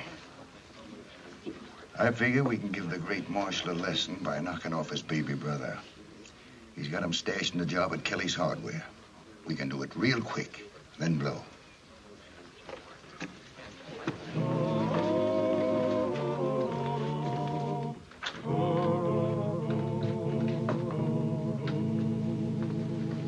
you busy or just pretending? I'm busy. And you won't mind it if I take up your time with useless argument. Morg likes his job fine. You should be wearing a star. He's a mark for every drunken cowhand who doesn't like you and wants to take it out on him. You know, when a man wears one of those stars, a lot of gunslingers think twice before they get hostile. I think twice anyway. Nope. Jim Perkins and 4 of his boys from the Big T are laying for Morgan right now. Where? Kelly's Hardware. As soon as he gets back from lunch. Al, put these papers back in the safe.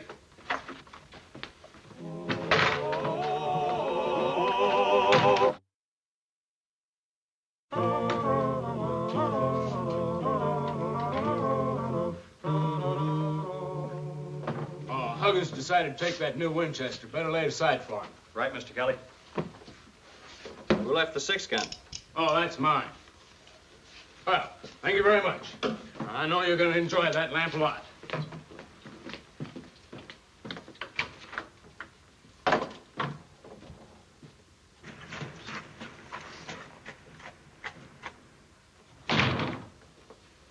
Better keep that 6-gun handy, Morg. There's some loafers across the street. I don't know what they're up to. Yes, sir.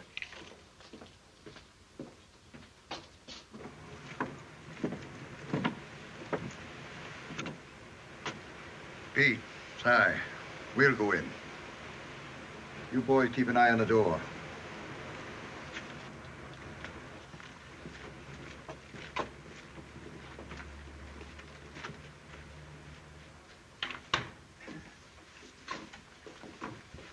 Howdy. Pete here needs a new coat. That's what we sell. Doc Morgan, they're from the Big T.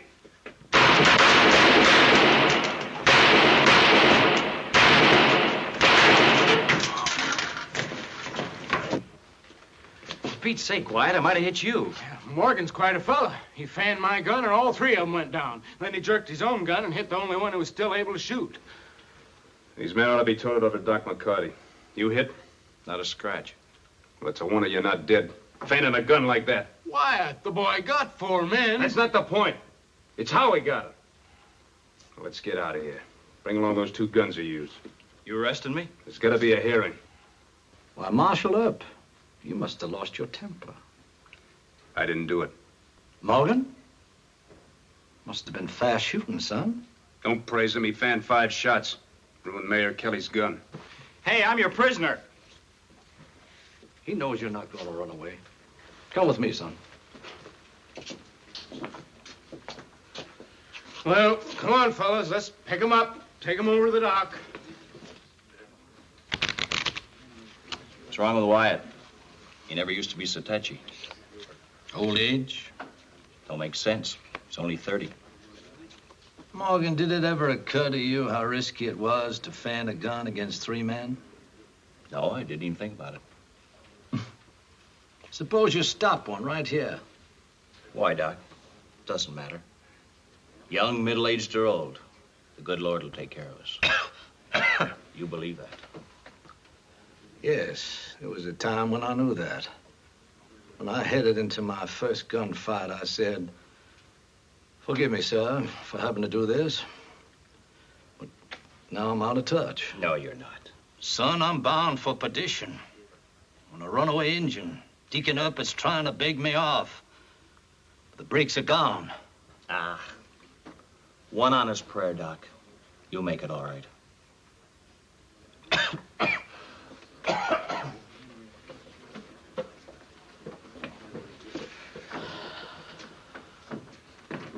I like you for thinking so, Morgan. But let's get back to this deputy job. Yeah? Sheriff Masterson will give you one when he returns to town. He doesn't like me, but he'll give full credit to my recommend. Thanks, but I'd rather...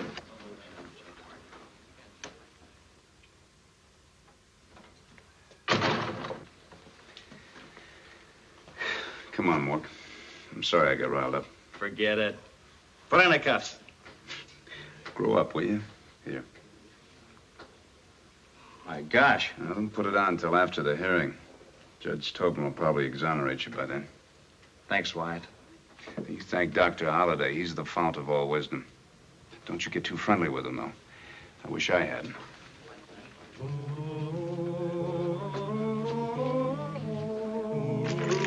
Throw your guns in the boot. Give him that money sack. Hurry it up. Thanks for acting so nice, friends. Tell Wyatt Earp about this when you get to Dodge.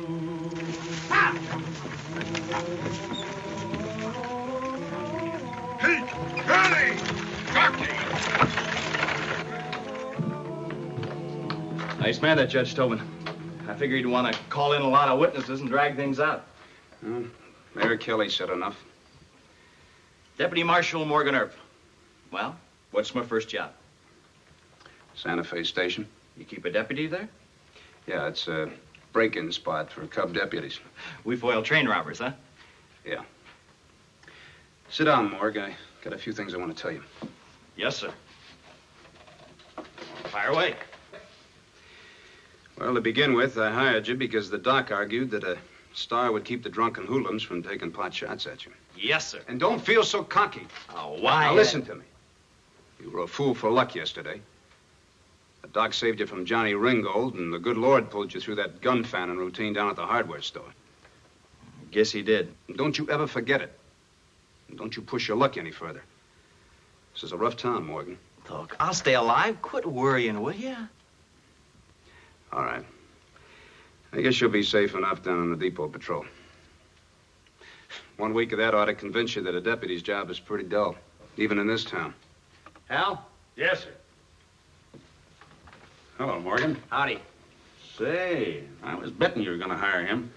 Welcome to our police force. Thanks, Chief. Save the congratulations. Morg's going to be guarding the Santa Fe station, so as my chief deputy, keep an eye on him, will you? Yes, sir. Thanks. Well, I'm going to go down and meet Sheriff Masterson at the corners. He sent word that Brocious and Ringgold outfit are camping in Fort County again. Unless we pick up a hot trail, I should be back in about 3 hours. And the answer is no. You're not going with me.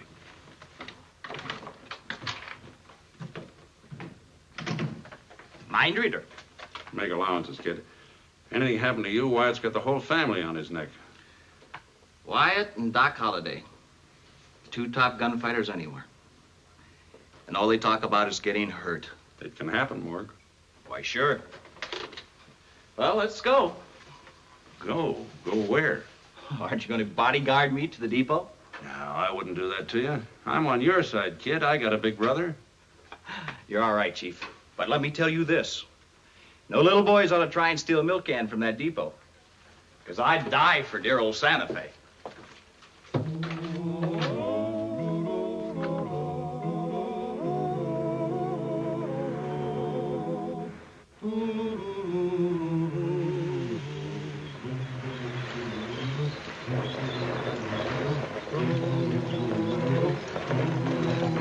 Deputy Hal! Yeah. Curly Bill held us up at Dorsey Rock. Where's Marshal Earp? He started for the corners about half hour ago. Why? Well, that's the opposite direction, 10 miles west, Hal. All right, I'll send a man after Wyatt. Try and get a couple myself and pick up Curly's trail at the rock. Good luck to you. Get it. Get it.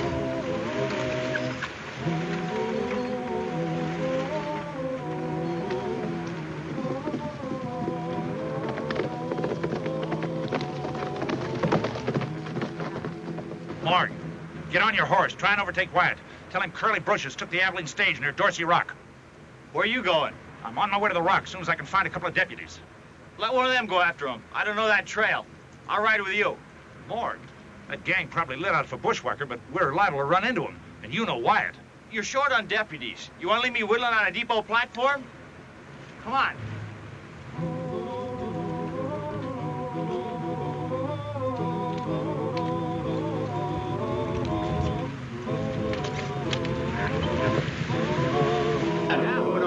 Why?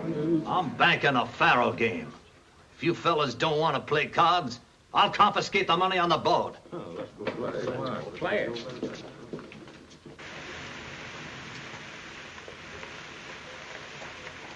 Let's move. Doc, Wyatt's deputy Hal took Morgan to trail the Brocious gang. I'm not running the marshal's office. Where's Wyatt? Well, he's gone off to the corners. Brocious and Ringo will bushwhack Morgan. That's what they'll do. They can't hurt Morgan. He's still sprouting angel feathers. Get yourself a drink. I'll take over, Mac. Place your bets, gentlemen. Hey, Wyatt.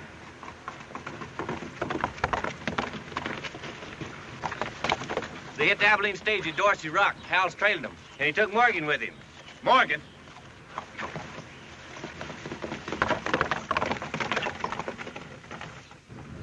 They headed into the brush. We'd better wait here. Wait? What for? This could be an ambush. Curly and Ringo don't scare me. You wait for Wyatt.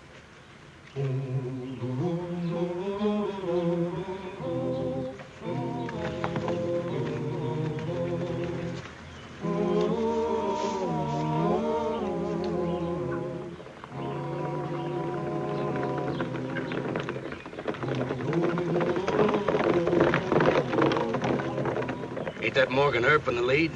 Yeah, that's right. He's mine.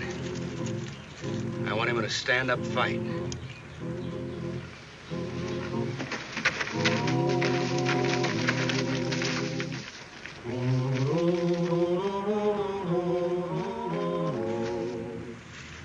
This could be a trap, Morgan. Sure is. Hey, Brocious! Brocious! Down, Morgan, down! Come on out and make a fight! Fine. Just me and you. Fair enough. Show yourself.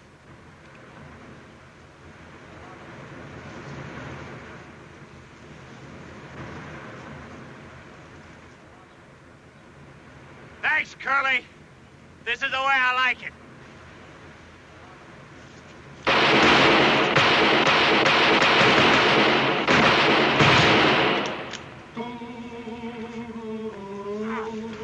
Come here, Mort, Mort.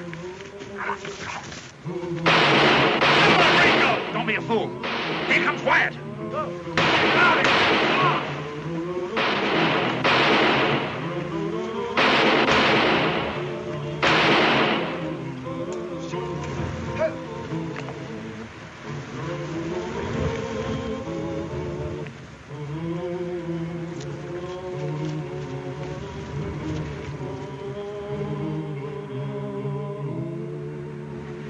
I would have got him if my foot hadn't slipped.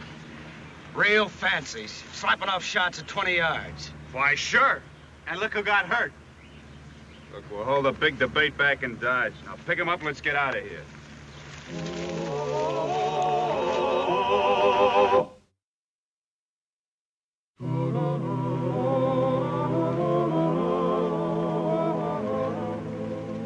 Howdy, Mr. Earp. Howdy, Doc. They tell me your little brother downed Curly in a fair gunfight. No, Curly stumbled. Wyatt! Virgil hit gold in Dakota. What Virgil says there about me joining him, pay no attention to that. I wouldn't run out on you. Morgan, you want to go? I don't know. You go on and dig gold. Wyatt, it doesn't seem right to walk out on you. You go on and wire Virgil that you're on your way. Go on. Thanks, Wyatt. Curly stumbled, you say? Yeah. Well, that's one way it could have happened. Or maybe Brocious found himself shooting at a bright light.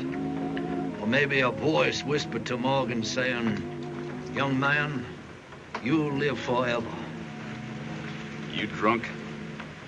We'd sure like to hear that whisper just once more, wouldn't we, Wyatt? But we're too darn deaf. Yeah, Doc. I guess we are. All the tough cattle outfits with whom Wyatt Earp tangled in Dodge City, the Big T gave Marshal Earp the most trouble. And of all the attempts to ambush Wyatt, the shrewdest was that concocted by Rance Purcell, owner of the Big T, and Gus Andrews, his foreman. Hired gunmen had failed. A concealed sharpshooter in Dodge City had missed. But the Big T'ers took advantage of Marshal Earp's one reckless habit. This was his desire to go it alone when he investigated reports of certain crimes. And one day at Stony Wells, near the Washita River crossing,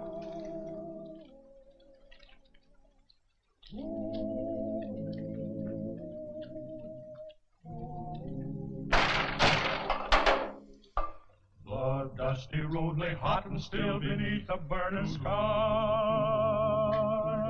The silence hung upon the air as painful as a cry. And this was not the kind of day for any man to die.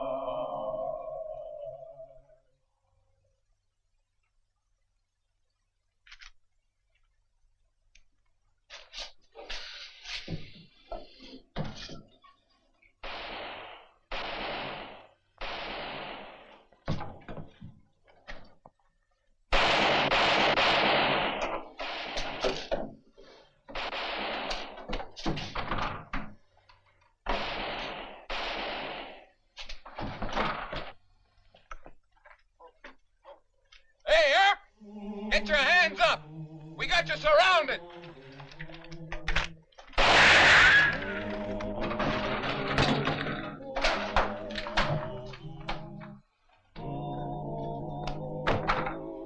Don't be a fool, Earp! Come on out with your hands up! You come and get me.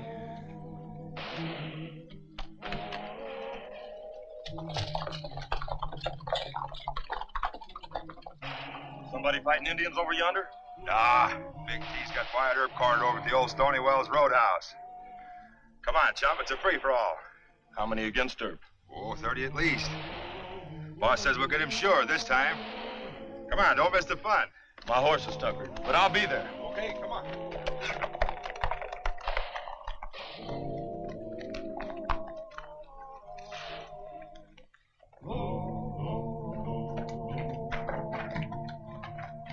Where's Doc Holliday? Upstairs. He's having a bad spell with his cough. I won't disturb him too much. And I don't go for 30 to 1, Doc. Wyatt's had this coming a long time.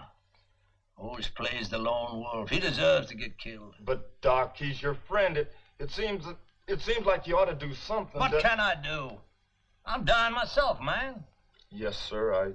I just thought that... Here, drink this and you won't think. Now get out of here. Go on, get. Yes, sir. Howdy, ma'am. John, is Wyatt in trouble? Yeah. He's got his fool self cornered by 30 men.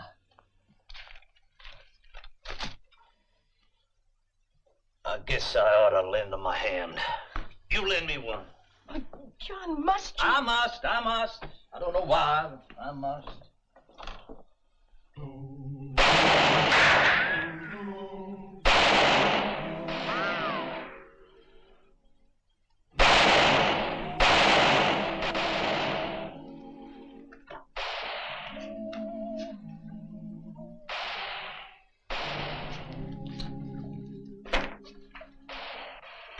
There comes a time when every man must face the big unknown.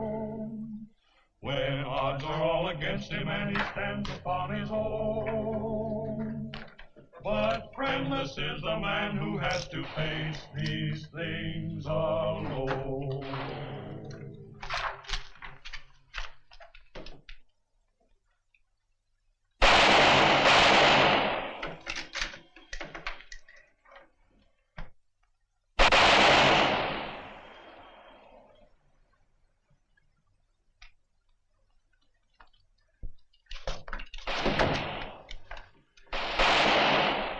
Come back here!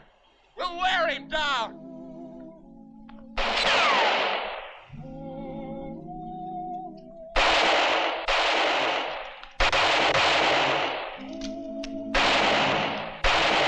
You getting hungry, Earp?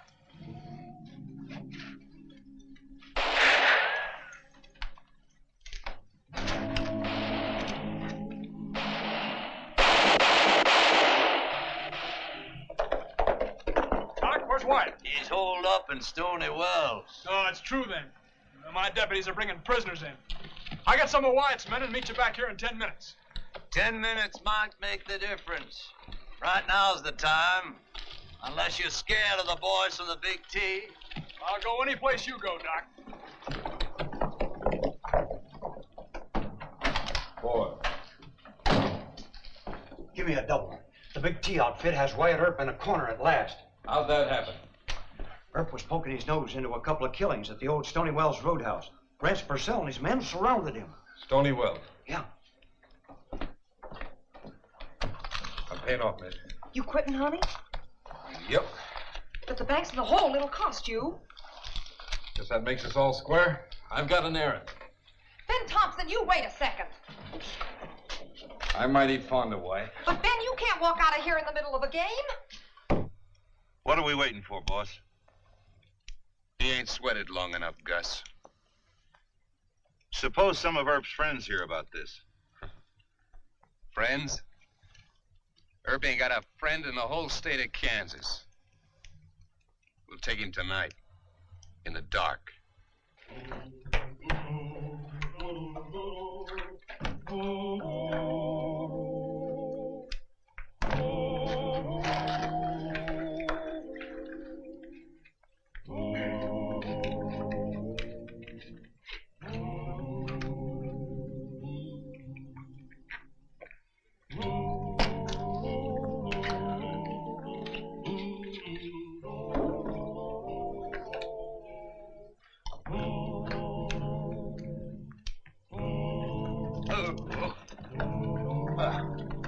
Let's stop here for a minute. Have a drink of water, huh, cousin?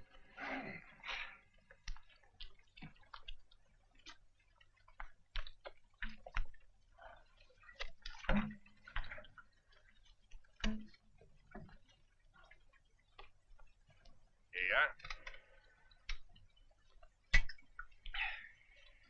I reckon I'll be leaving you now, cousin. Change your mind about helping Earp, Wes? Yeah. And so should you, Manning. Nope. I'm beholden to Earp. Why, you can't take sides with that dang Yankee against Texas boys. I can. He saved my cousin Ori from hanging. Didn't he let you go when he could have killed you, Wes? Oh, my wife begged me not to gun him. Ain't the way she told it to me. She said you tried to use a quick draw holster and it didn't work. She said Earp sprained your wrist instead of killing you. You want to fight, cousin? I ain't running from one. Well, that ain't Ben Thompson. Hiya, Ben. Manning Clements and Wesley Hart. Yeah, howdy. You fellows hear about Wyatt Earp? Wes and I was on our way to help the marshal. But Wes got cold feet. Won't you say I'm yellow? Hold it, Wes. I owe Wyatt considerable. And I'm gonna pay him off if I can get there in time. You're gonna take sides against Texas boys in favor of a Yankee? John Wesley Hart. Seems I recall a poster or two where you're wanted by the Texas Rangers.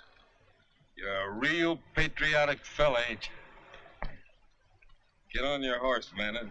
We ain't got too much time. Holster your gun, friend. Wes will ride with us. Yeah, my own free will, Thompson.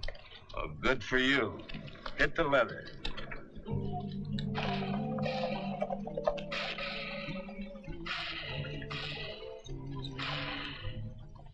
Oh, it was a straight tip, Doc. Those aren't champagne corks popping. Hold it. There might be some more of them joining up with the opposition. Let's get off the trail.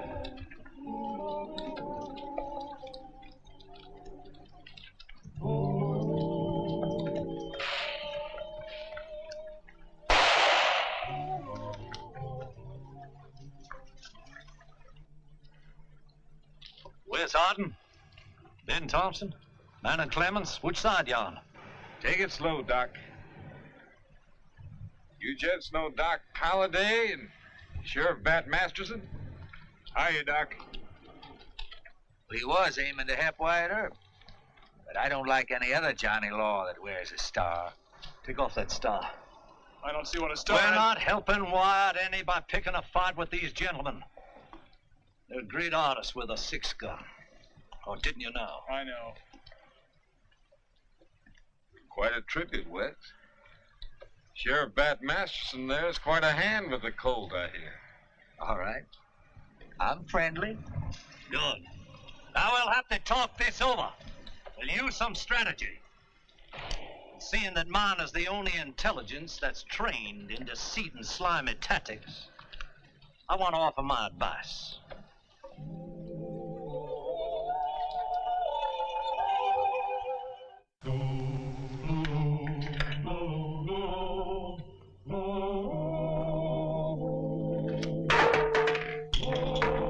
Hey! Marshal Earp! You better take a nap now. We're coming in after you as soon as it's dark. The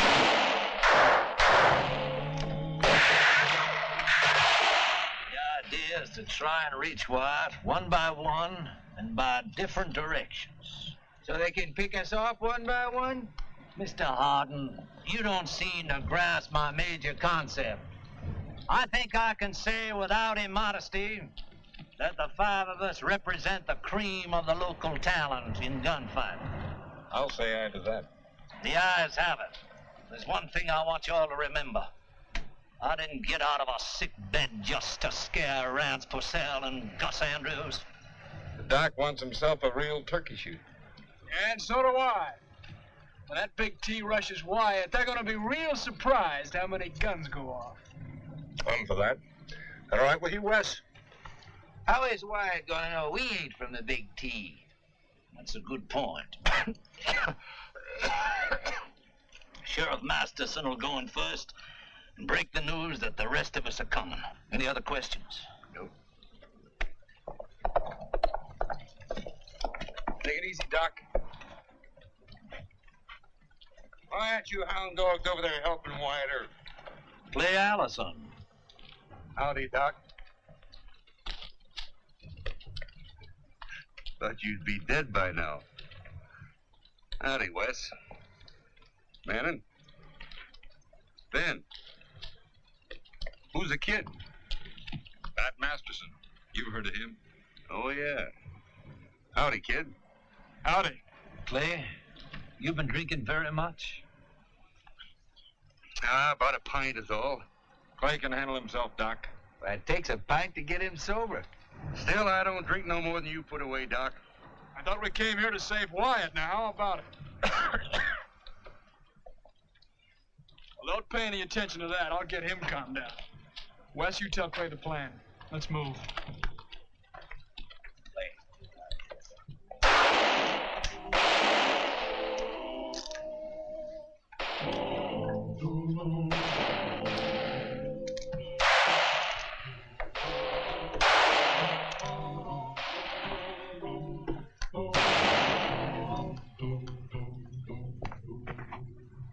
No sense in waiting for dark, boss. He's low on cartridges. He hasn't fired the Winchester in some time. Let's rush him. No.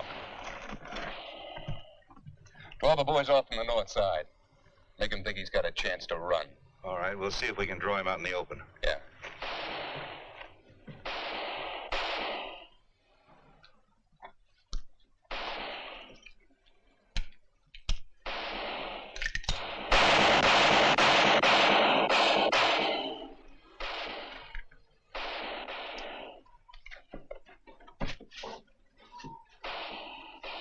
Hey, you men on the north side! Boss wants to talk to you.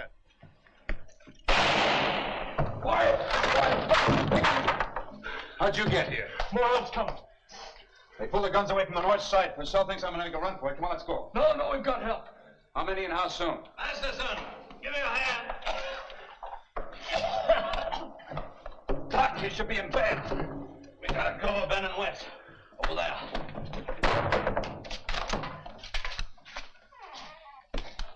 They didn't even see us. Howdy, White. Howdy, Ben. Manning and Clay are coming in from the north. Remember me, Wes Harden? Yeah, I sure do. Anybody got any whiskey? You don't need whiskey, you need rest. Anybody bring water? Water? We brought guns. Ain't that enough?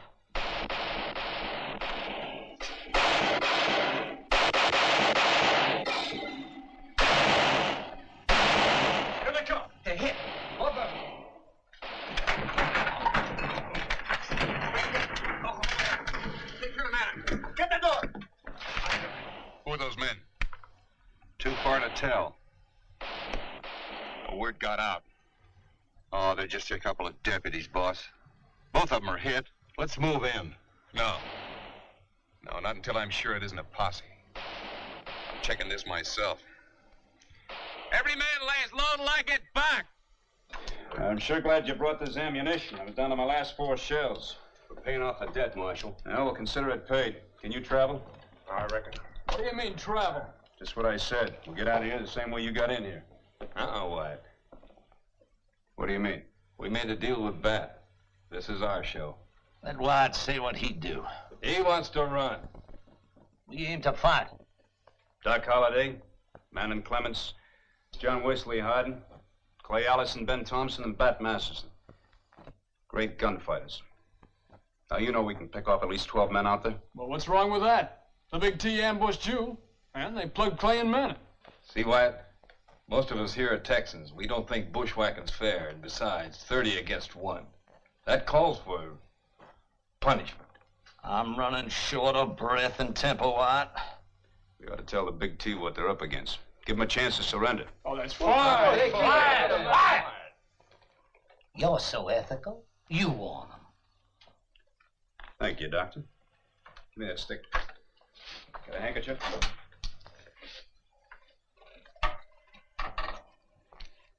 You was right, Gus. No posse. Let's finish this. Hold your fire! You quitting the fight? No, I want you to quit.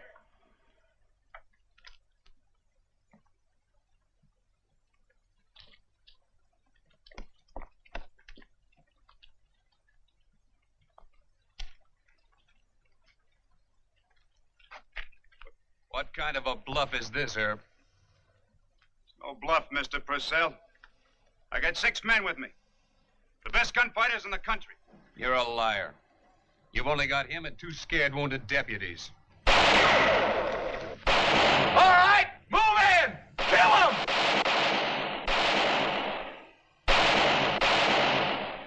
Here they come.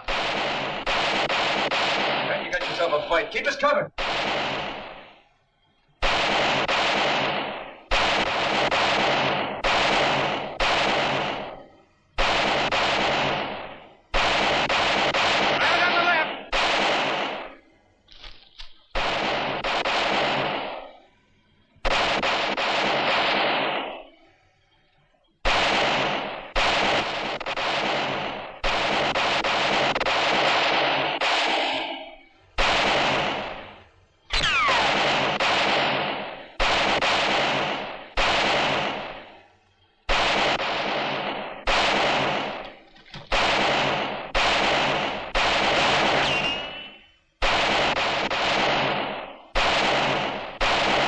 Taking up the whole window, cousin. Go get your own window. Don't be selfish, cousin, man. That was Ben Thompson, Wyatt. There's a lot more of them in there, too. Ah. Look at, they're shooting from all the windows. Herb wasn't lying. He's got that place filled with fighting men. Let's give up. Let's move. No. We're doing this wrong. Big T! Hold your fire! I want you back here with me! Purcell just doesn't believe it. Looks like they're getting ready to rush the door. Let's go outside and get them. No. We want Purcell and Andrews. No sense in shooting a lot of hired hands. There's quite a few of them down already. Wyatt's running this fight, Doc. When we came here, Wyatt was holed up like a rat. Now he wants to call off the fight. I say we put it to a vote. I'm not for calling off the fight. I want Purcell and Andrews, but only if they force us. Put it to a vote. All right. You for me or for Doc? Doc, let's just see how popular you are. Wes, how do you vote? Wyatt. Ben? Wyatt. Wyatt. Wyatt. Just a passel of sissy boys. 5 big T's are dead, and a half a dozen are winged. I vote for John H. Holliday. Count me out. Give him back his gun. Well, I'd have him cut loose at all. He won't do that. Here's your gun. We still may have to use you. Quiet. They're coming right at us. All right, Herb. You and your deputies come on out and make your fight. Let's go.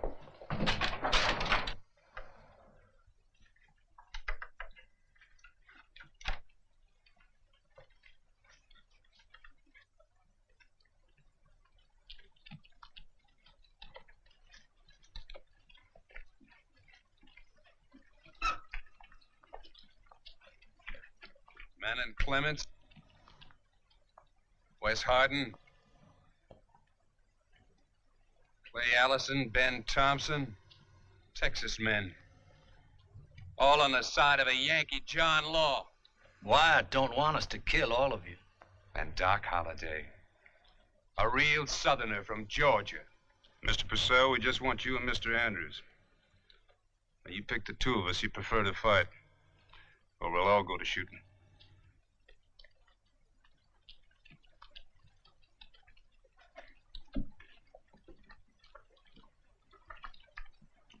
No. You make your choice. The rest of us will stay out of it.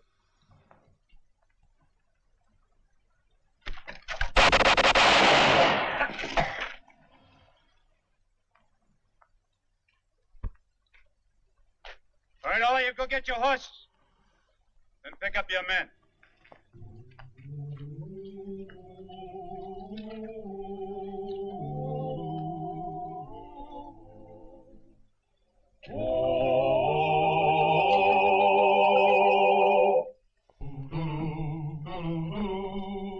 What?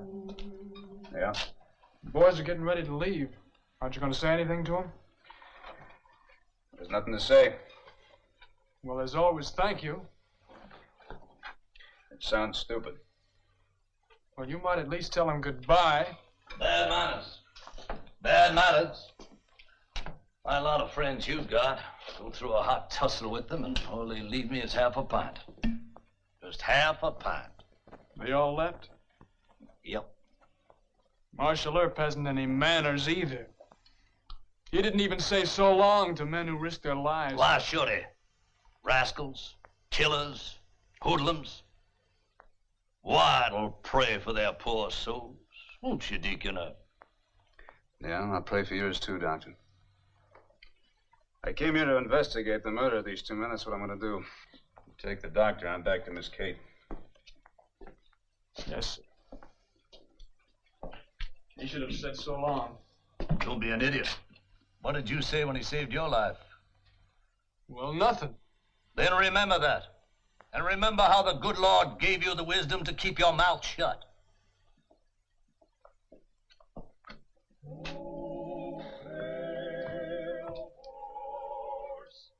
I won't be your rider today.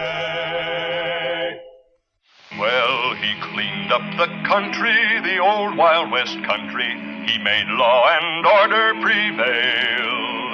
And none can deny it, the legend of Wyatt forever will live on the trail.